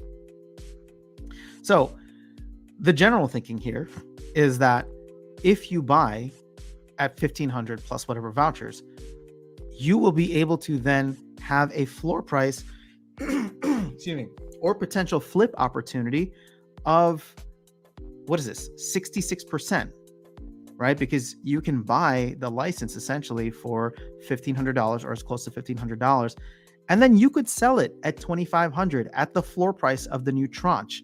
And the only people that you get undercut by are people who bought in the pre-sale. But I would argue that most people in the pre-sale probably aren't trying to flip for a small amount. So there's going to be a lot of people who potentially flip at that point because maybe vouchers get eaten up, maybe vouchers, whatever. And so to buy in a node license in tranche 2 becomes more expensive than $2,500, right? So if you want to buy it from the store, it's $2,500 plus whatever vouchers are going for.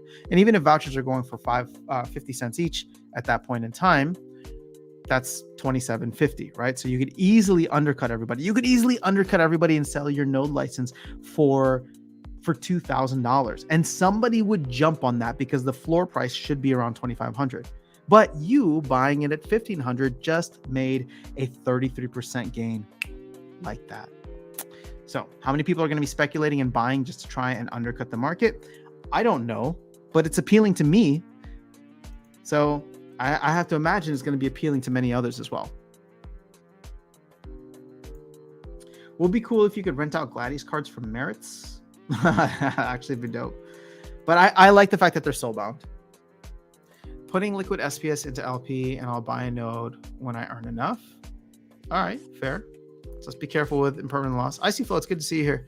Tokens on sale today. Time to use some dry powder. Is the market down? Can we check Gecko?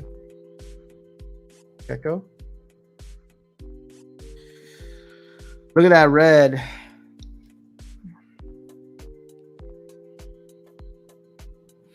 $30 Solana is interesting.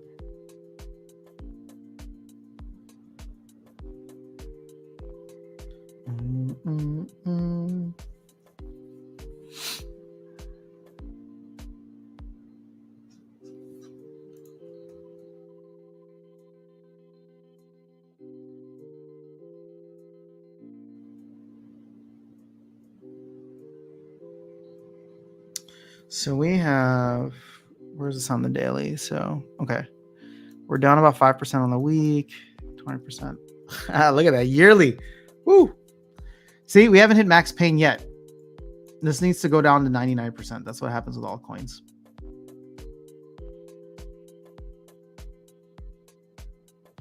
Dang, I'm hungry already. The reason nodes are so hot is because it seems like you got all your SPS back in like 7 or 8 months. Then you just get more SPS forever if the project does things right. It's a good way to look at it. You need a Linux machine running to use your licensed software. I don't think you need Linux, but I think Linux is an option.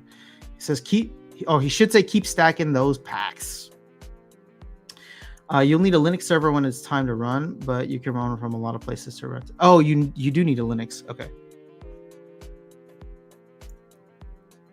Wilson, I got 0 nodes, but some of the people here make me want 10. Yeah, I mean, I have a feeling that unless tranche 1 just like disappears in a very quick time frame, I have a feeling I'll be getting another one.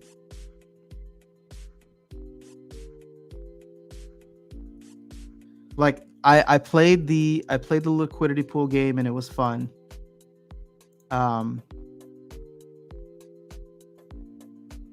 But ultimately I think, where the long-term value might be will be in nodes. It's just I'm just biding my time right now because I like the conservative nature and I like getting DEC. But I can definitely see nodes being something I go a little bit heavier into the future. Now, again, they promised, Yaba Matt promised that we would get SPS rewards by the end of August. We did not. I think they're going to get it by next Tuesday, so that should be good. We're not going to be too harsh on the team. They've been delivering a lot. I'm just calling it out because they said they're going to have it by end of August and they didn't. So hopefully we hear something about it soon because I think that will change things for a lot of people. Granted, we know it's coming, but once you get the confirmation, I think a lot of people might end up buying in. Because here, should we do a little math right now? Oh, hold up. Oh, that's not what I wanted. Let's see, what can we do with my Rising Star stuffs? Keep it busy for an hour.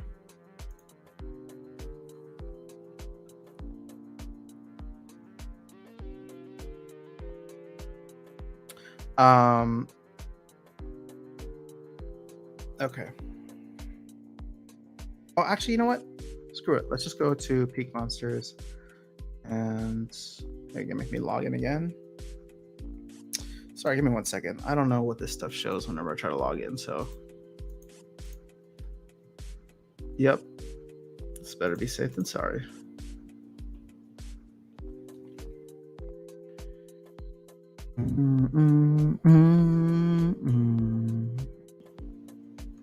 So here you go, SPS and DEC rewards. So right now your node licenses are getting you roughly,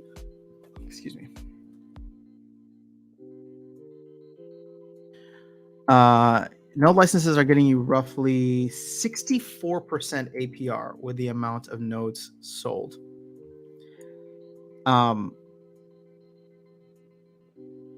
Once SPS comes into the mix here, right? And I'm sorry, I'm gonna have to do this off screen for you guys, but it's gonna be 3.75 million, but multiply that by 90% because 10% is gonna go to non-license holders.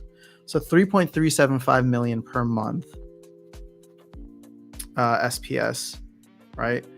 Divide that by the 3254. So it's 1,037 SPS per month. Let's just do divided by 30 days. So you get 34 SPS per day, which has a value currently of 0.054, so 5.4 cents. So you get $1.86 worth of value. And let's say you buy the node, which at current prices is $17.50, right? Right here is what I'm looking at. So 50 cent vouchers. So divided by 1750 times 365. So that'll get you an additional 39%. So plus 64.08. So, minus 64.08 plus 0.6408. So that's going to get you 103% APR if vouchers and SPS stay at current prices. It's kind of good. Now, what happens if we see a 2.5 cent or 3 cent SPS and a 25 cent voucher? Is that possible? Is the question. Yes, but you're still getting a 50% APR on your investment. Right? So even in like a very, very bad scenario where the market, even though it's down 85% now, if the market goes down another 50% from here, you still get something. I mean, the market could go down 75% and you'd still be earning 25% on your investment, which better than the S&P 500 sometimes. Congrats, Spikeoon. All right, it's hard for me to move some fiat around right now, or I would have gotten one already. It's fair. There are ways to run it on Windows, but then you need to run your home computer all the time. Stock Jockey. I'm excited. I'm so excited. I just sold 3 Naga Brutes. Very nice. It's good to have you here, Stock Jockey. Hope you're doing well. Do you get DEC from node licenses? You do not. You only get SPS and vouchers. Wake me up when September ends. Already do run ETH GPU miner. Ooh, smart moves. Spikeoon.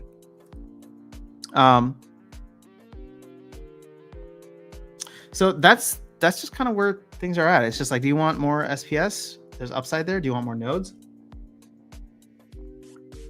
There's more returns there, I suppose.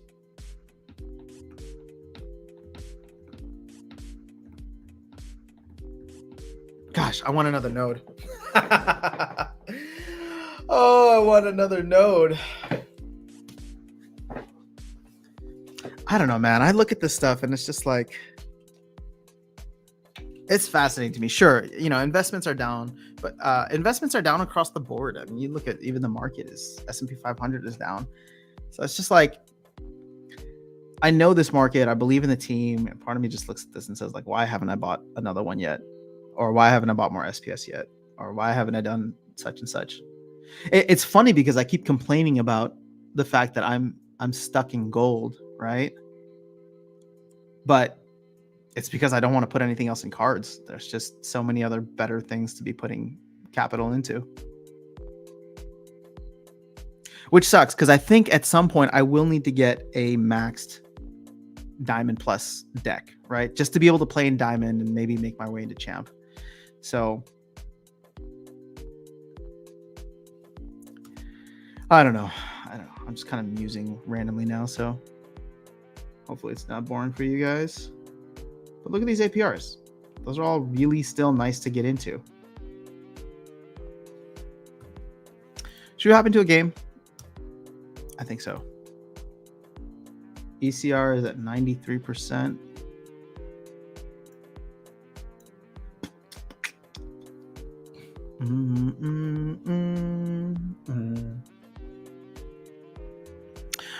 So I've been on for how long already? Oh, just over an hour and a half. Sorry, it's not that I'm itching to leave. I just get hungry. I think I know what we're probably up against. Oh, look at that. Everybody fled. Ha ha ha. Wow, there's a lot of people that fled from this tournament. Interesting.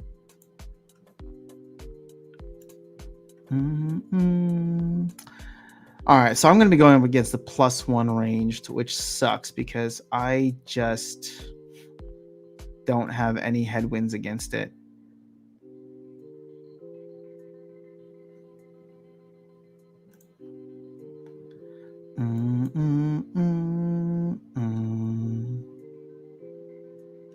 You know what? We are going to put that dude in front though. And then let's go with you. I need the healer. So you.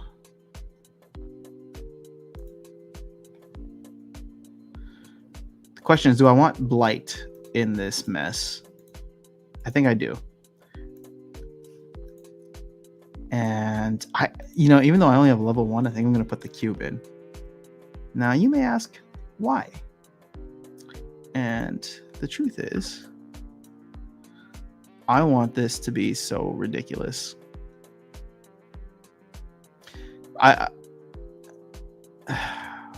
Yeah, let's go with it. All right. So we're facing Renin. We're facing Immortal Gods. So hopefully they do have a +5. Oh, shoot. Are you kidding me?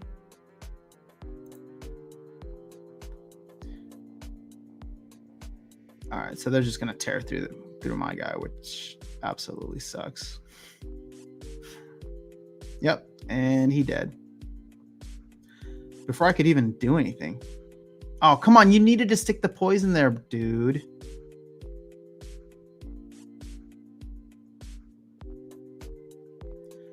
Oh, don't tell me I'm going to lose my cube also.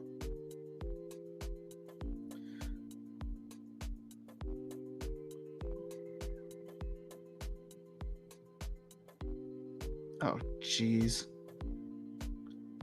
Wow, Blight, you are 0 for 3 at sticking poisons. I hate you so much.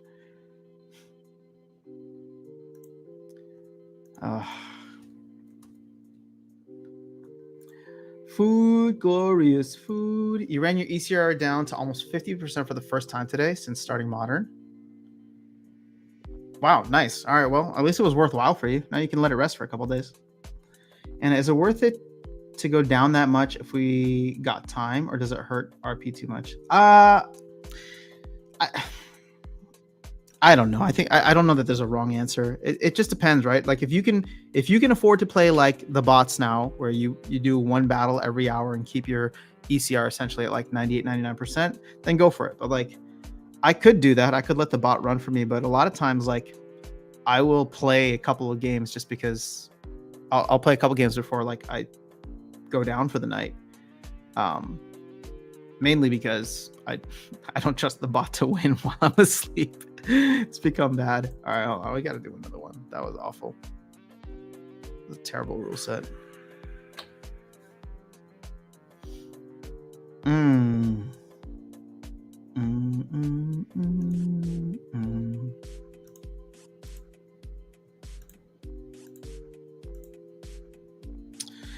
You know, I'm putting in a stunner. Although I don't know.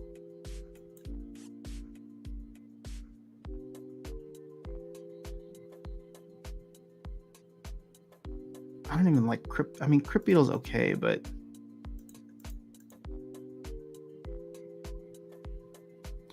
you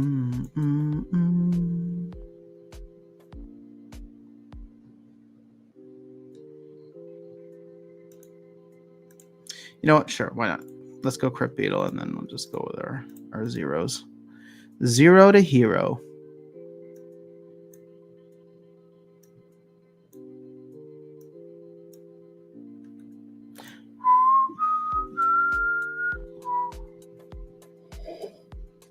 I'm out of coffee. I'm out of water. All right, so while that's loading, I sold some SPS a few weeks ago to buy packs and build a playing deck again. I'm an SPS maxi, but my thought was that my deck can earn the SPS back. So far, it's going really well. Well, if you sold when SPS was above 8 cents, well done. I wish I had sold more than I did. I just had some trading capital, so that I bought SPS around like whatever 5, 6-ish cents, and when it hit 8 cents, I sold. But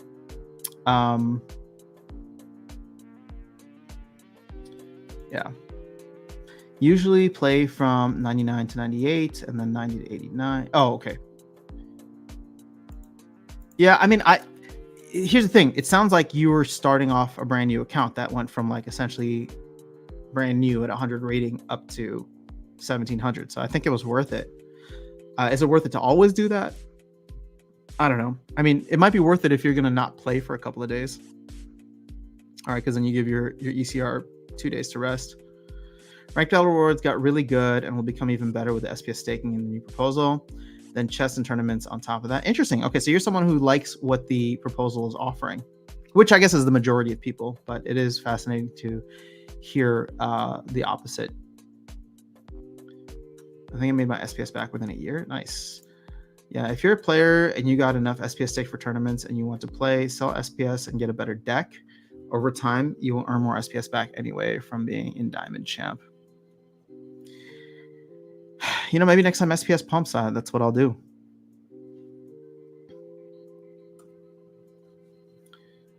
I got payment 10 DEC. Oh, I finished 28th place. No beta packs for me. Wow, they had so many good people here.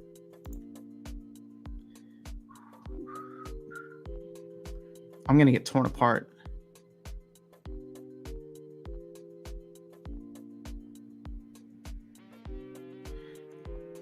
Yeah, and I didn't even hit the stun. It's like, of course. Okay. Oh, actually, that helps, but I think we still lost. Yeah, so much for stun, huh? But Blight's sticking his poisons here, which is always welcomed. Now, shoot. See, you needed to stick another poison there, Blight. God damn, you suck. All right, so go water. I don't have my dude leveled up yet. I really need to get him leveled up. Great stunner though. What do you think about the bot that Hawks21 is using? I don't know which bot that is. Do you know the name? Is it not Archmage? No, not starting from new, just switching from wild to modern to try it out. So who here is playing exclusively in modern and maybe exclusively modern gold? See, like this is my problem. I didn't get high up enough, so I'm in silver 2 right now. So I kind of want to just wait because I hate I hate the silver meta compared to gold. He's using Splinter Mates. Okay, cool. What do I think about the bot? So I had one of the founders of Splintermate on the channel. I don't know when, it was a while back, but if you search previous videos, you can. I had them on to interview, so you can hear more about them. I used it briefly, but I don't have a secondary account, and I didn't want to use it on my main account because I already had Archmage running there. So I can't comment on the quality of the bot, but I appreciate the fact that there are options out in the market. So for people who do want to give it a try, and I've heard that it does decently well.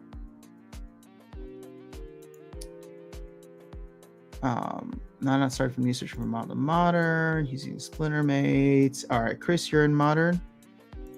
See, I've done a lot of videos on Splinter Mate, and it works well. All right, there you go. Check out Steve's channel. He's got some good stuff on Splinter Mate.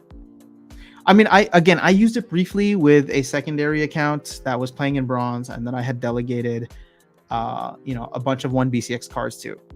It got me a couple of cards, right?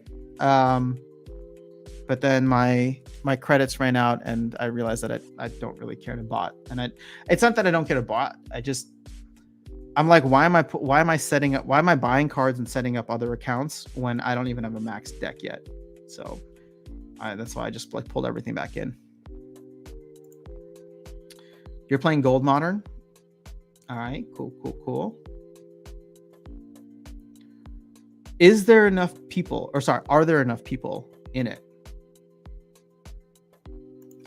I tried to play modern and wild at the same time. Bad move, couldn't make it far in both. Yeah, I mean that's why I've been playing in wild mainly, but maybe I'll switch over to modern. There just didn't seem to be as many people there.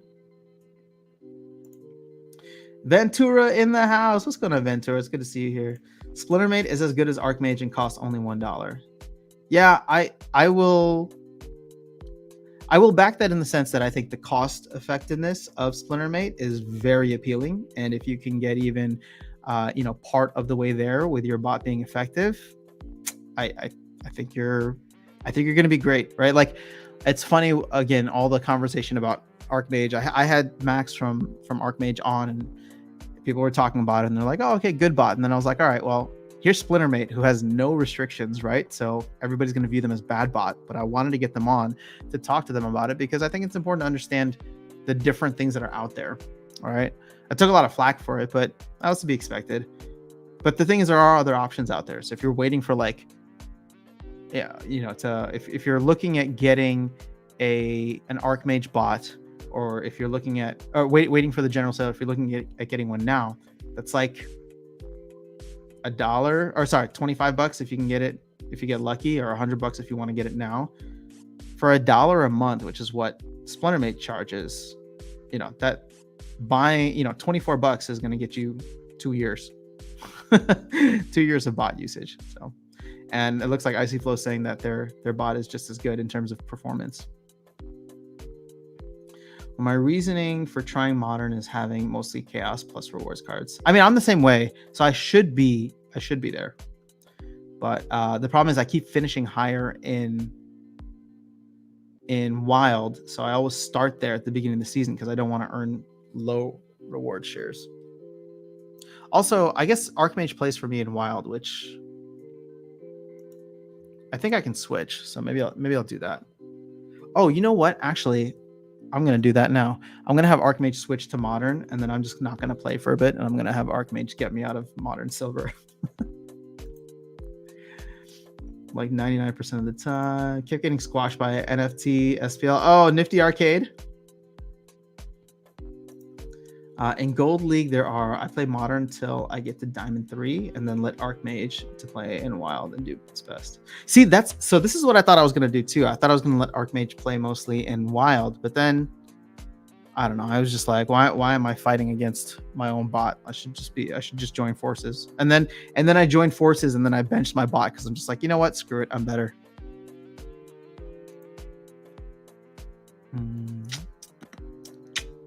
There we go. 840,000. So I think I recorded the video last night. So in about 12 hours, we've done another 7,000 packs. This should get really interesting to watch. I just don't see us not getting there before Tuesday of next week. I will need to buy some more. So let me see how much DEC we got. All right, 12,000. So I can buy 3 more now, which is great.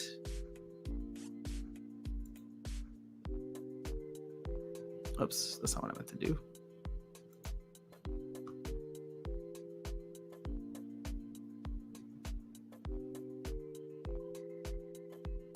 Cool. Any other questions? Anything else you guys want to talk about? So Kraken plays in Gold League. I play Modern until I get to Diamond 3, and then like Archmage playing Wild and do its best. In my opinion, we'll end this week. All right, so you think by Saturday, in the next 2 days? The fact that we saw packs move so quickly from 8.9 million to 9 million. I think that happened in like 24, 36 hours. I don't know. Maybe I could be wrong.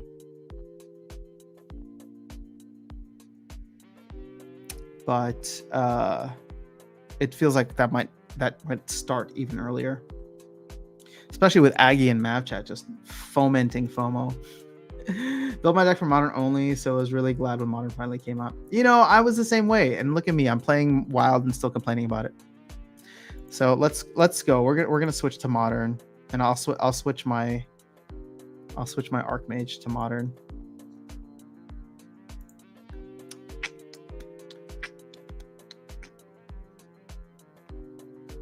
Let's see how easy it is. Archmage configuration, and let's move to Modern. Oh, bam, bam, bam. All right, done. Official. It's officially official. I'm done with Wild. Forever.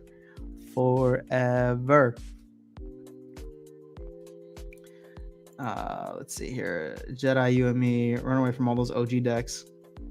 All right, I'll stop complaining about Wild now.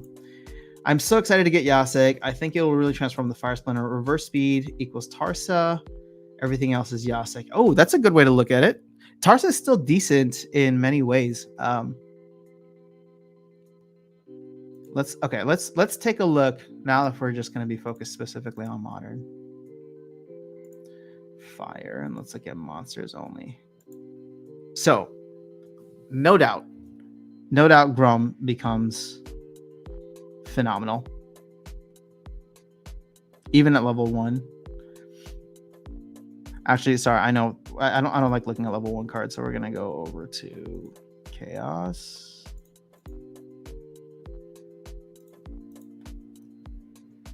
None of us really play with level 1 cards here, do we? At least not for the most part.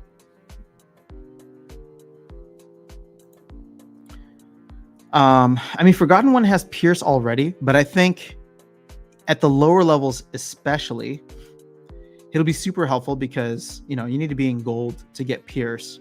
So now you're going to be given Pierce as well as increased speed. So a speed of 4 in lower leagues. I really like that.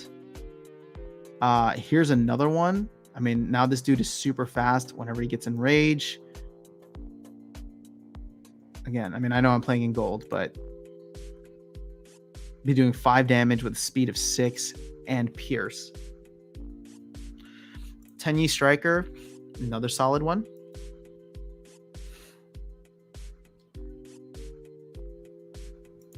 So I don't even have mine at level 6 yet, but you're able to do 4 damage with Pierce. I mean, even in silver, you're able to do 3 damage with Pierce, which I think goes a long way. And then all of a sudden, this dude is moving at speed of 5 speed of 5. A lot of these cards are about to get very, very exciting. He's an interesting one, and I think I saw this on Hawks or Tales from the Crypt Manchers video. Granted, I'm not playing in Diamond Plus, but doing 5 damage with Giant Killer could make things really interesting for all those backline dragons. I think that's what Tales from the Crypt Mancer was talking about.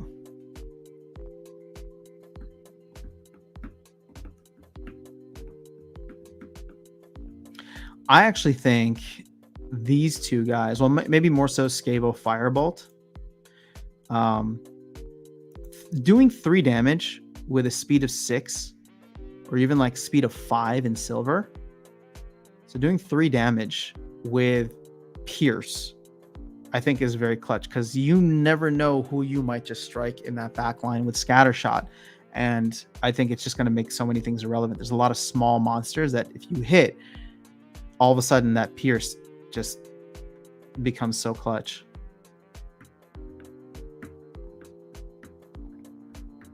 And he gets really fast with it too. Lava Spider. I guess he's just okay. When do you get leveled up here? Okay.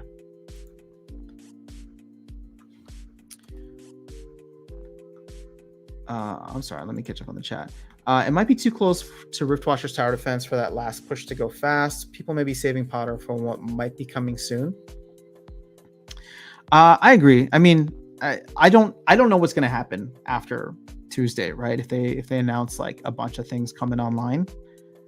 But I still think that the hype for I still think that they're going to make a push to get Chaos Legion sold out by the end of the year or end of November. For me, end of the year was kind of my target, but I don't know. Have they said how many Riftwatchers packs will be in the pre-sale? They've unofficially kind of hinted at it. Like in the last one, I think Nate said 500K, but I don't know. Silver will still just have Silver 1 decks fighting in low to mid gold. Gotcha. Okay. This fun to make? What do you mean? Only 3 diamond chests for my daily, but still 110 SPS. Wow, that's a significant amount. I also play modern. I wonder if it's worth it considering SPS rewards, but at least no OG cards. It makes your playing experience better, Super Cow. My first year's coming up November 30th. Ooh, that's exciting. I only play my 3 accounts in Wild, have pretty good success in Bronze Silver. Fair enough. Okay. Thoughts on the new Fury ability? Fury, when it hits magic attack, gains Magic Reflect. When it hits the ranged, gets Return Fire. That could be interesting.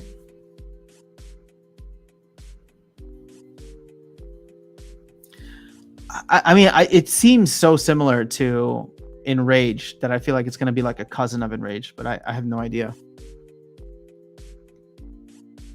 What did you just send me, Steve? Did you just DM me?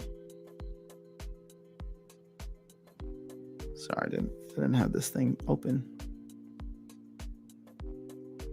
I'll just check it on my phone real quick.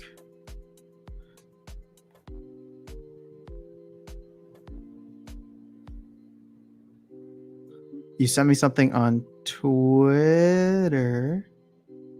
Hold up. Let me catch up on chat here now.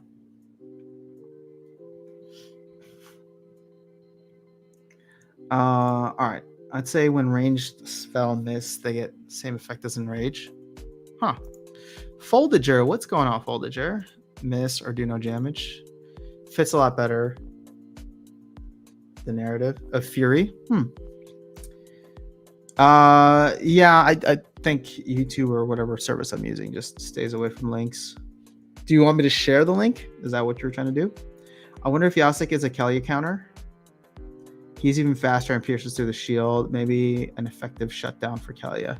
I think Yasik is good for Kelia. I think Yasik is also good against Grandmaster Wraith.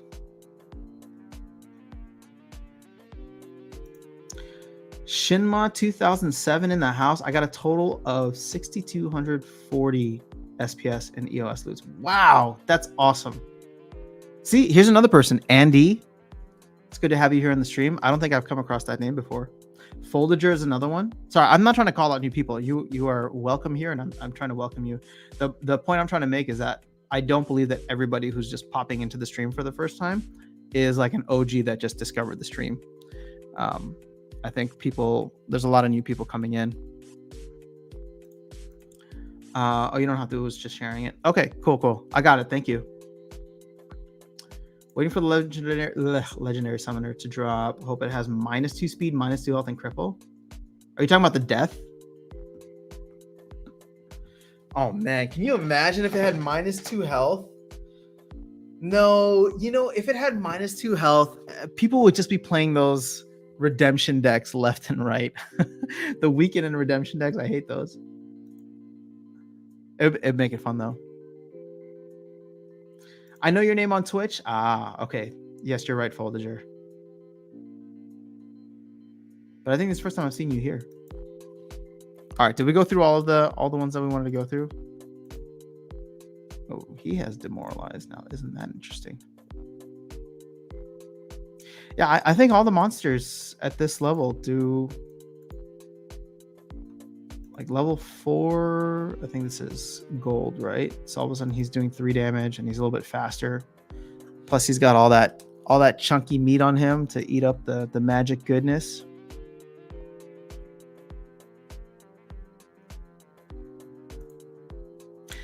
You know what actually be good to check out too is if there's any neutrals that would work well with Yasik. I think Disintegrator goes up quite a bit. Supply Runner, probably another one. Oh yeah, definitely Supply Runner. I mean, even in silver, being able to max out at silver and get that speed, now all of a sudden your team is +3. That's worth it. And then all of a sudden in gold, you get the additional speed as well as 3 damage. He'll be one of the first people to attack.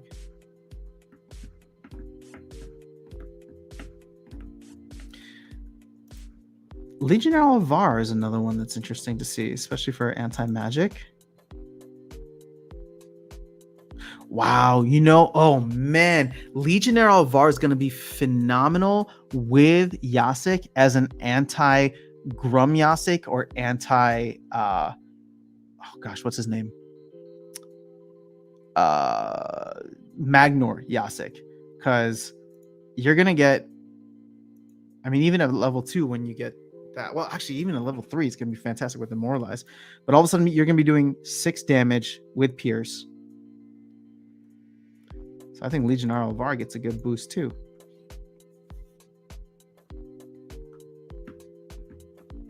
Gem Meteor doesn't get much out of this. You do get Magi of Chaos, who will be faster and throwing that magic damage around, so that's kind of nice.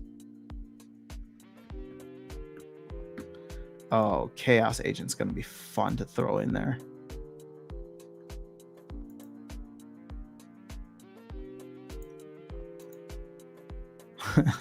Yasik's going to be great. I'm excited. I need to level up my guy here too. When does he get 2 damage? Oh, yeah, see. But aren't these like super expensive right now? $1.28. Ew.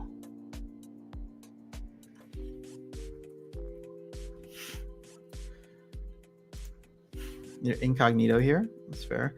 One of the most underrated red cards is Tusk. I agree. I like him. For 6 mana, he provides a lot of a meat shield. Darkest Night just messaged me and told me to give him a call. I wonder what this is about. Modern Fire needs another healer. I miss Beetle Queen. Oh, I agree. Chaos Agent, yeah. Anti-Grum equals Forgotten One.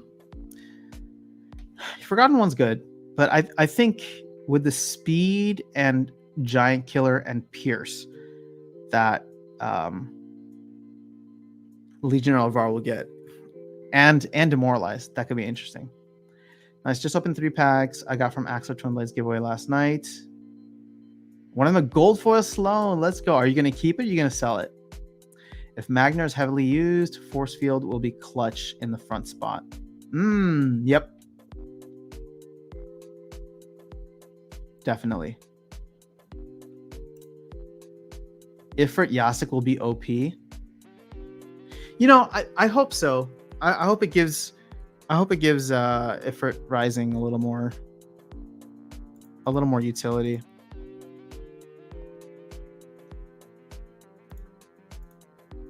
Because I don't even use mine right now. I think it's being rented out, but I should probably stop with that.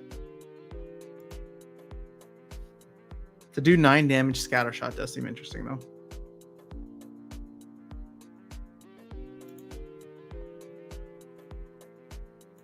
I should at least get him up to silver and then start playing with him. All right. Sorry, whoever's renting this card. It's time to bring him back into the fold.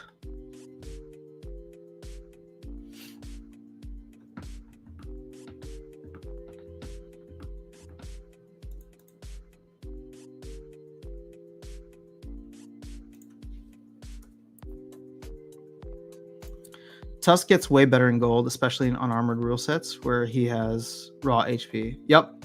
I mean, once he gets inspired too, it just works so well with the other guys.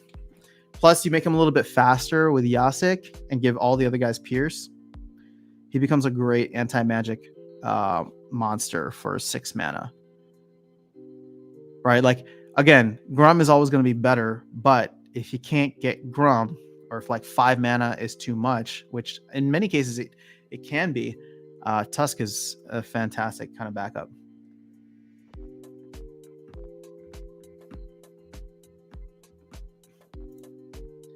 Yasik with Almo Cambio in an enraged battle. Yeah, still not as good as Almo and Kitty, but I agree with you. Second time here in your live stream. I'm the one who won the beta pack in Decrops Training. Oh, you did? Congratulations. I always have a few ranked battles with Darkest Night every season. Good game. If it was nerfed, he had Pierce before, but he's magic, so Pierce doesn't really matter unless it's one of those magic rule sets, right? Like weak magic or something. Ifrit needs a defensive team that can live long enough for him to pop off a few times. He'd be amazing as a life card. Interesting. You know what fire is lacking? Fire is lacking another good taunt card. I mean, Magnar's great. Don't get me wrong. Magnar's actually awesome. But the problem is that he's out of the price range for most people, right? So there's just no chaos. There's no chaos taunt monster for fire. It's on my rental golem account. That makes my second gold foil. Ooh, nice. Okay, well, congratulations. Today's my lucky day. Got 1900 SPS. Wow, Man, everybody's getting some good RNG. I had some trash, so you all are welcome. Y'all are welcome. You took all my RNG.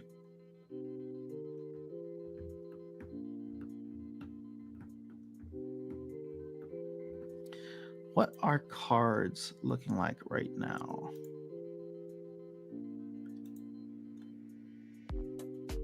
All right, so these are all popping off a little bit. Where are the legendaries at?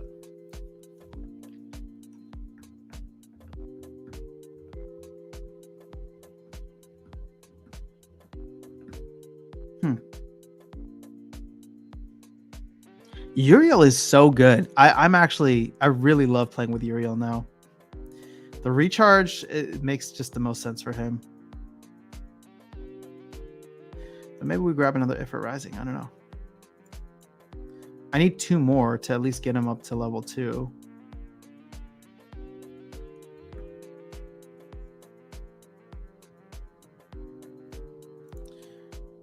How much is the gold going for? $70. Oh, should have sold it when it was 90.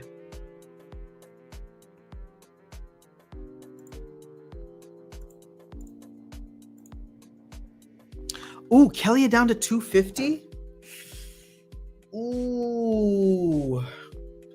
I said if Kelly drops down to $2, I wanted to go in and max her out.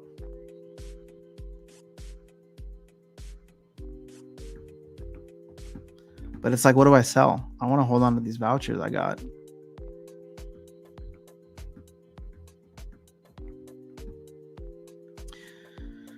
Too many options. All right, let's we'll do one more battle and I think I'm gonna hop off here.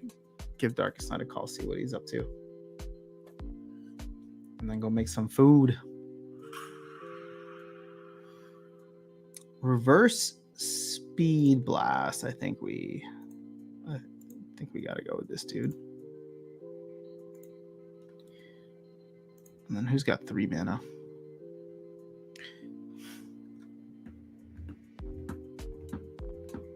Oh, he'd be perfect, but I want to earn some R shares. I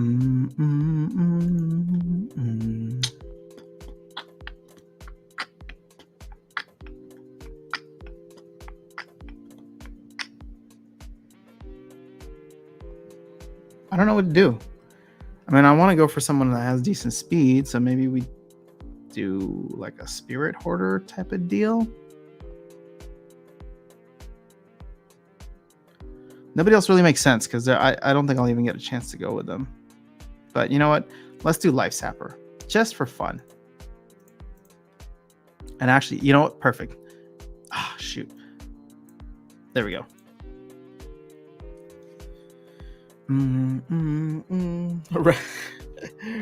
Rent the maggots just for that game.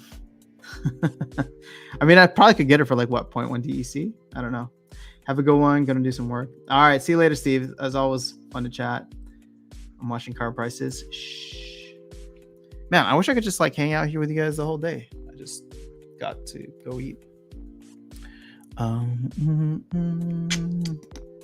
But there's gonna be some fun stuff next. Well, so I'll stream next Tuesday in the morning, so that we'll have some like pre-town hall hype. We can all speculate. And then what else? Then we'll have the town hall on Tuesday. And then I'll be streaming in the evening on Splinterlands TV.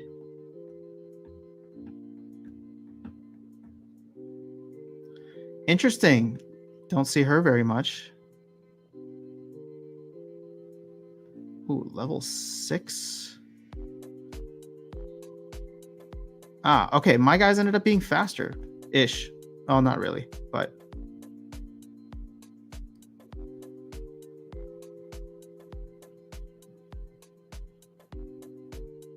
Oh, damn. That sucks. Oh, but then he did. He's just too powerful. Cursed Wendeku. With that heal, just too powerful. If you could hit a shot. But SPS earnings are good right now. I'm getting 2.3. I was getting 3 earlier. All right, at least we went out on a win. I'm happy about that.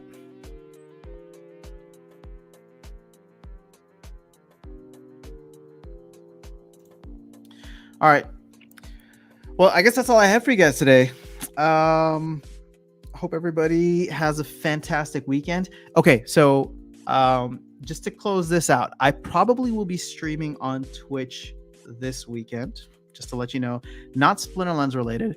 I'm considering covering a game on this channel, which is the Undead Block. So it's like a zombie first-person shooter, which is really cool. And they're hosting a tournament this weekend, so I need to get a little bit more information on it.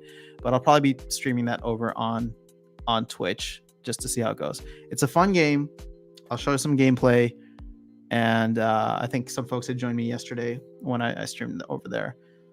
So Sunday I'll still be back here as usual, but tomorrow and Saturday I might be on Twitch.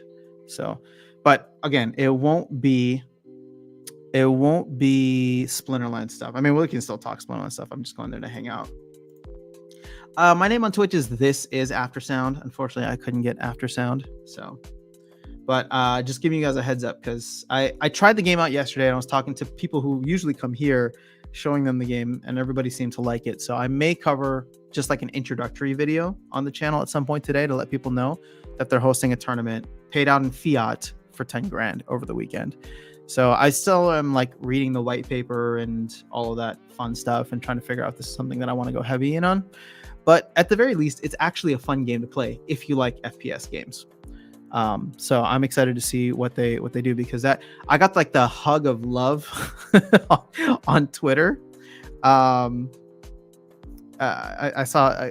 I tweeted about the game and just kind of like asking who's playing and if they're having good experiences, and like a bunch of people were just like, oh my god, this is awesome, the team is great, blah blah blah. And I was like, all right, well, we'll see how good the team is. I mean, I've seen good teams before, so I have something to compare it to. But overall, it should be a fun time. I saw a different name in Twitch. I think it was Zane. No, I mean, my Twitch name is This Is Aftersound. My real name is closer to that, but yeah. This is when you hopped off, then you went off online again? Okay. Interesting. All right, guys, I will catch you all soon, though. So if not, I will see you back here on Sunday, where we will probably just get more hyped about what's coming. Tower defense, all that fun stuff. I hope you have a fantastic weekend, fantastic Friday. I will catch you all soon. Take care. Peace.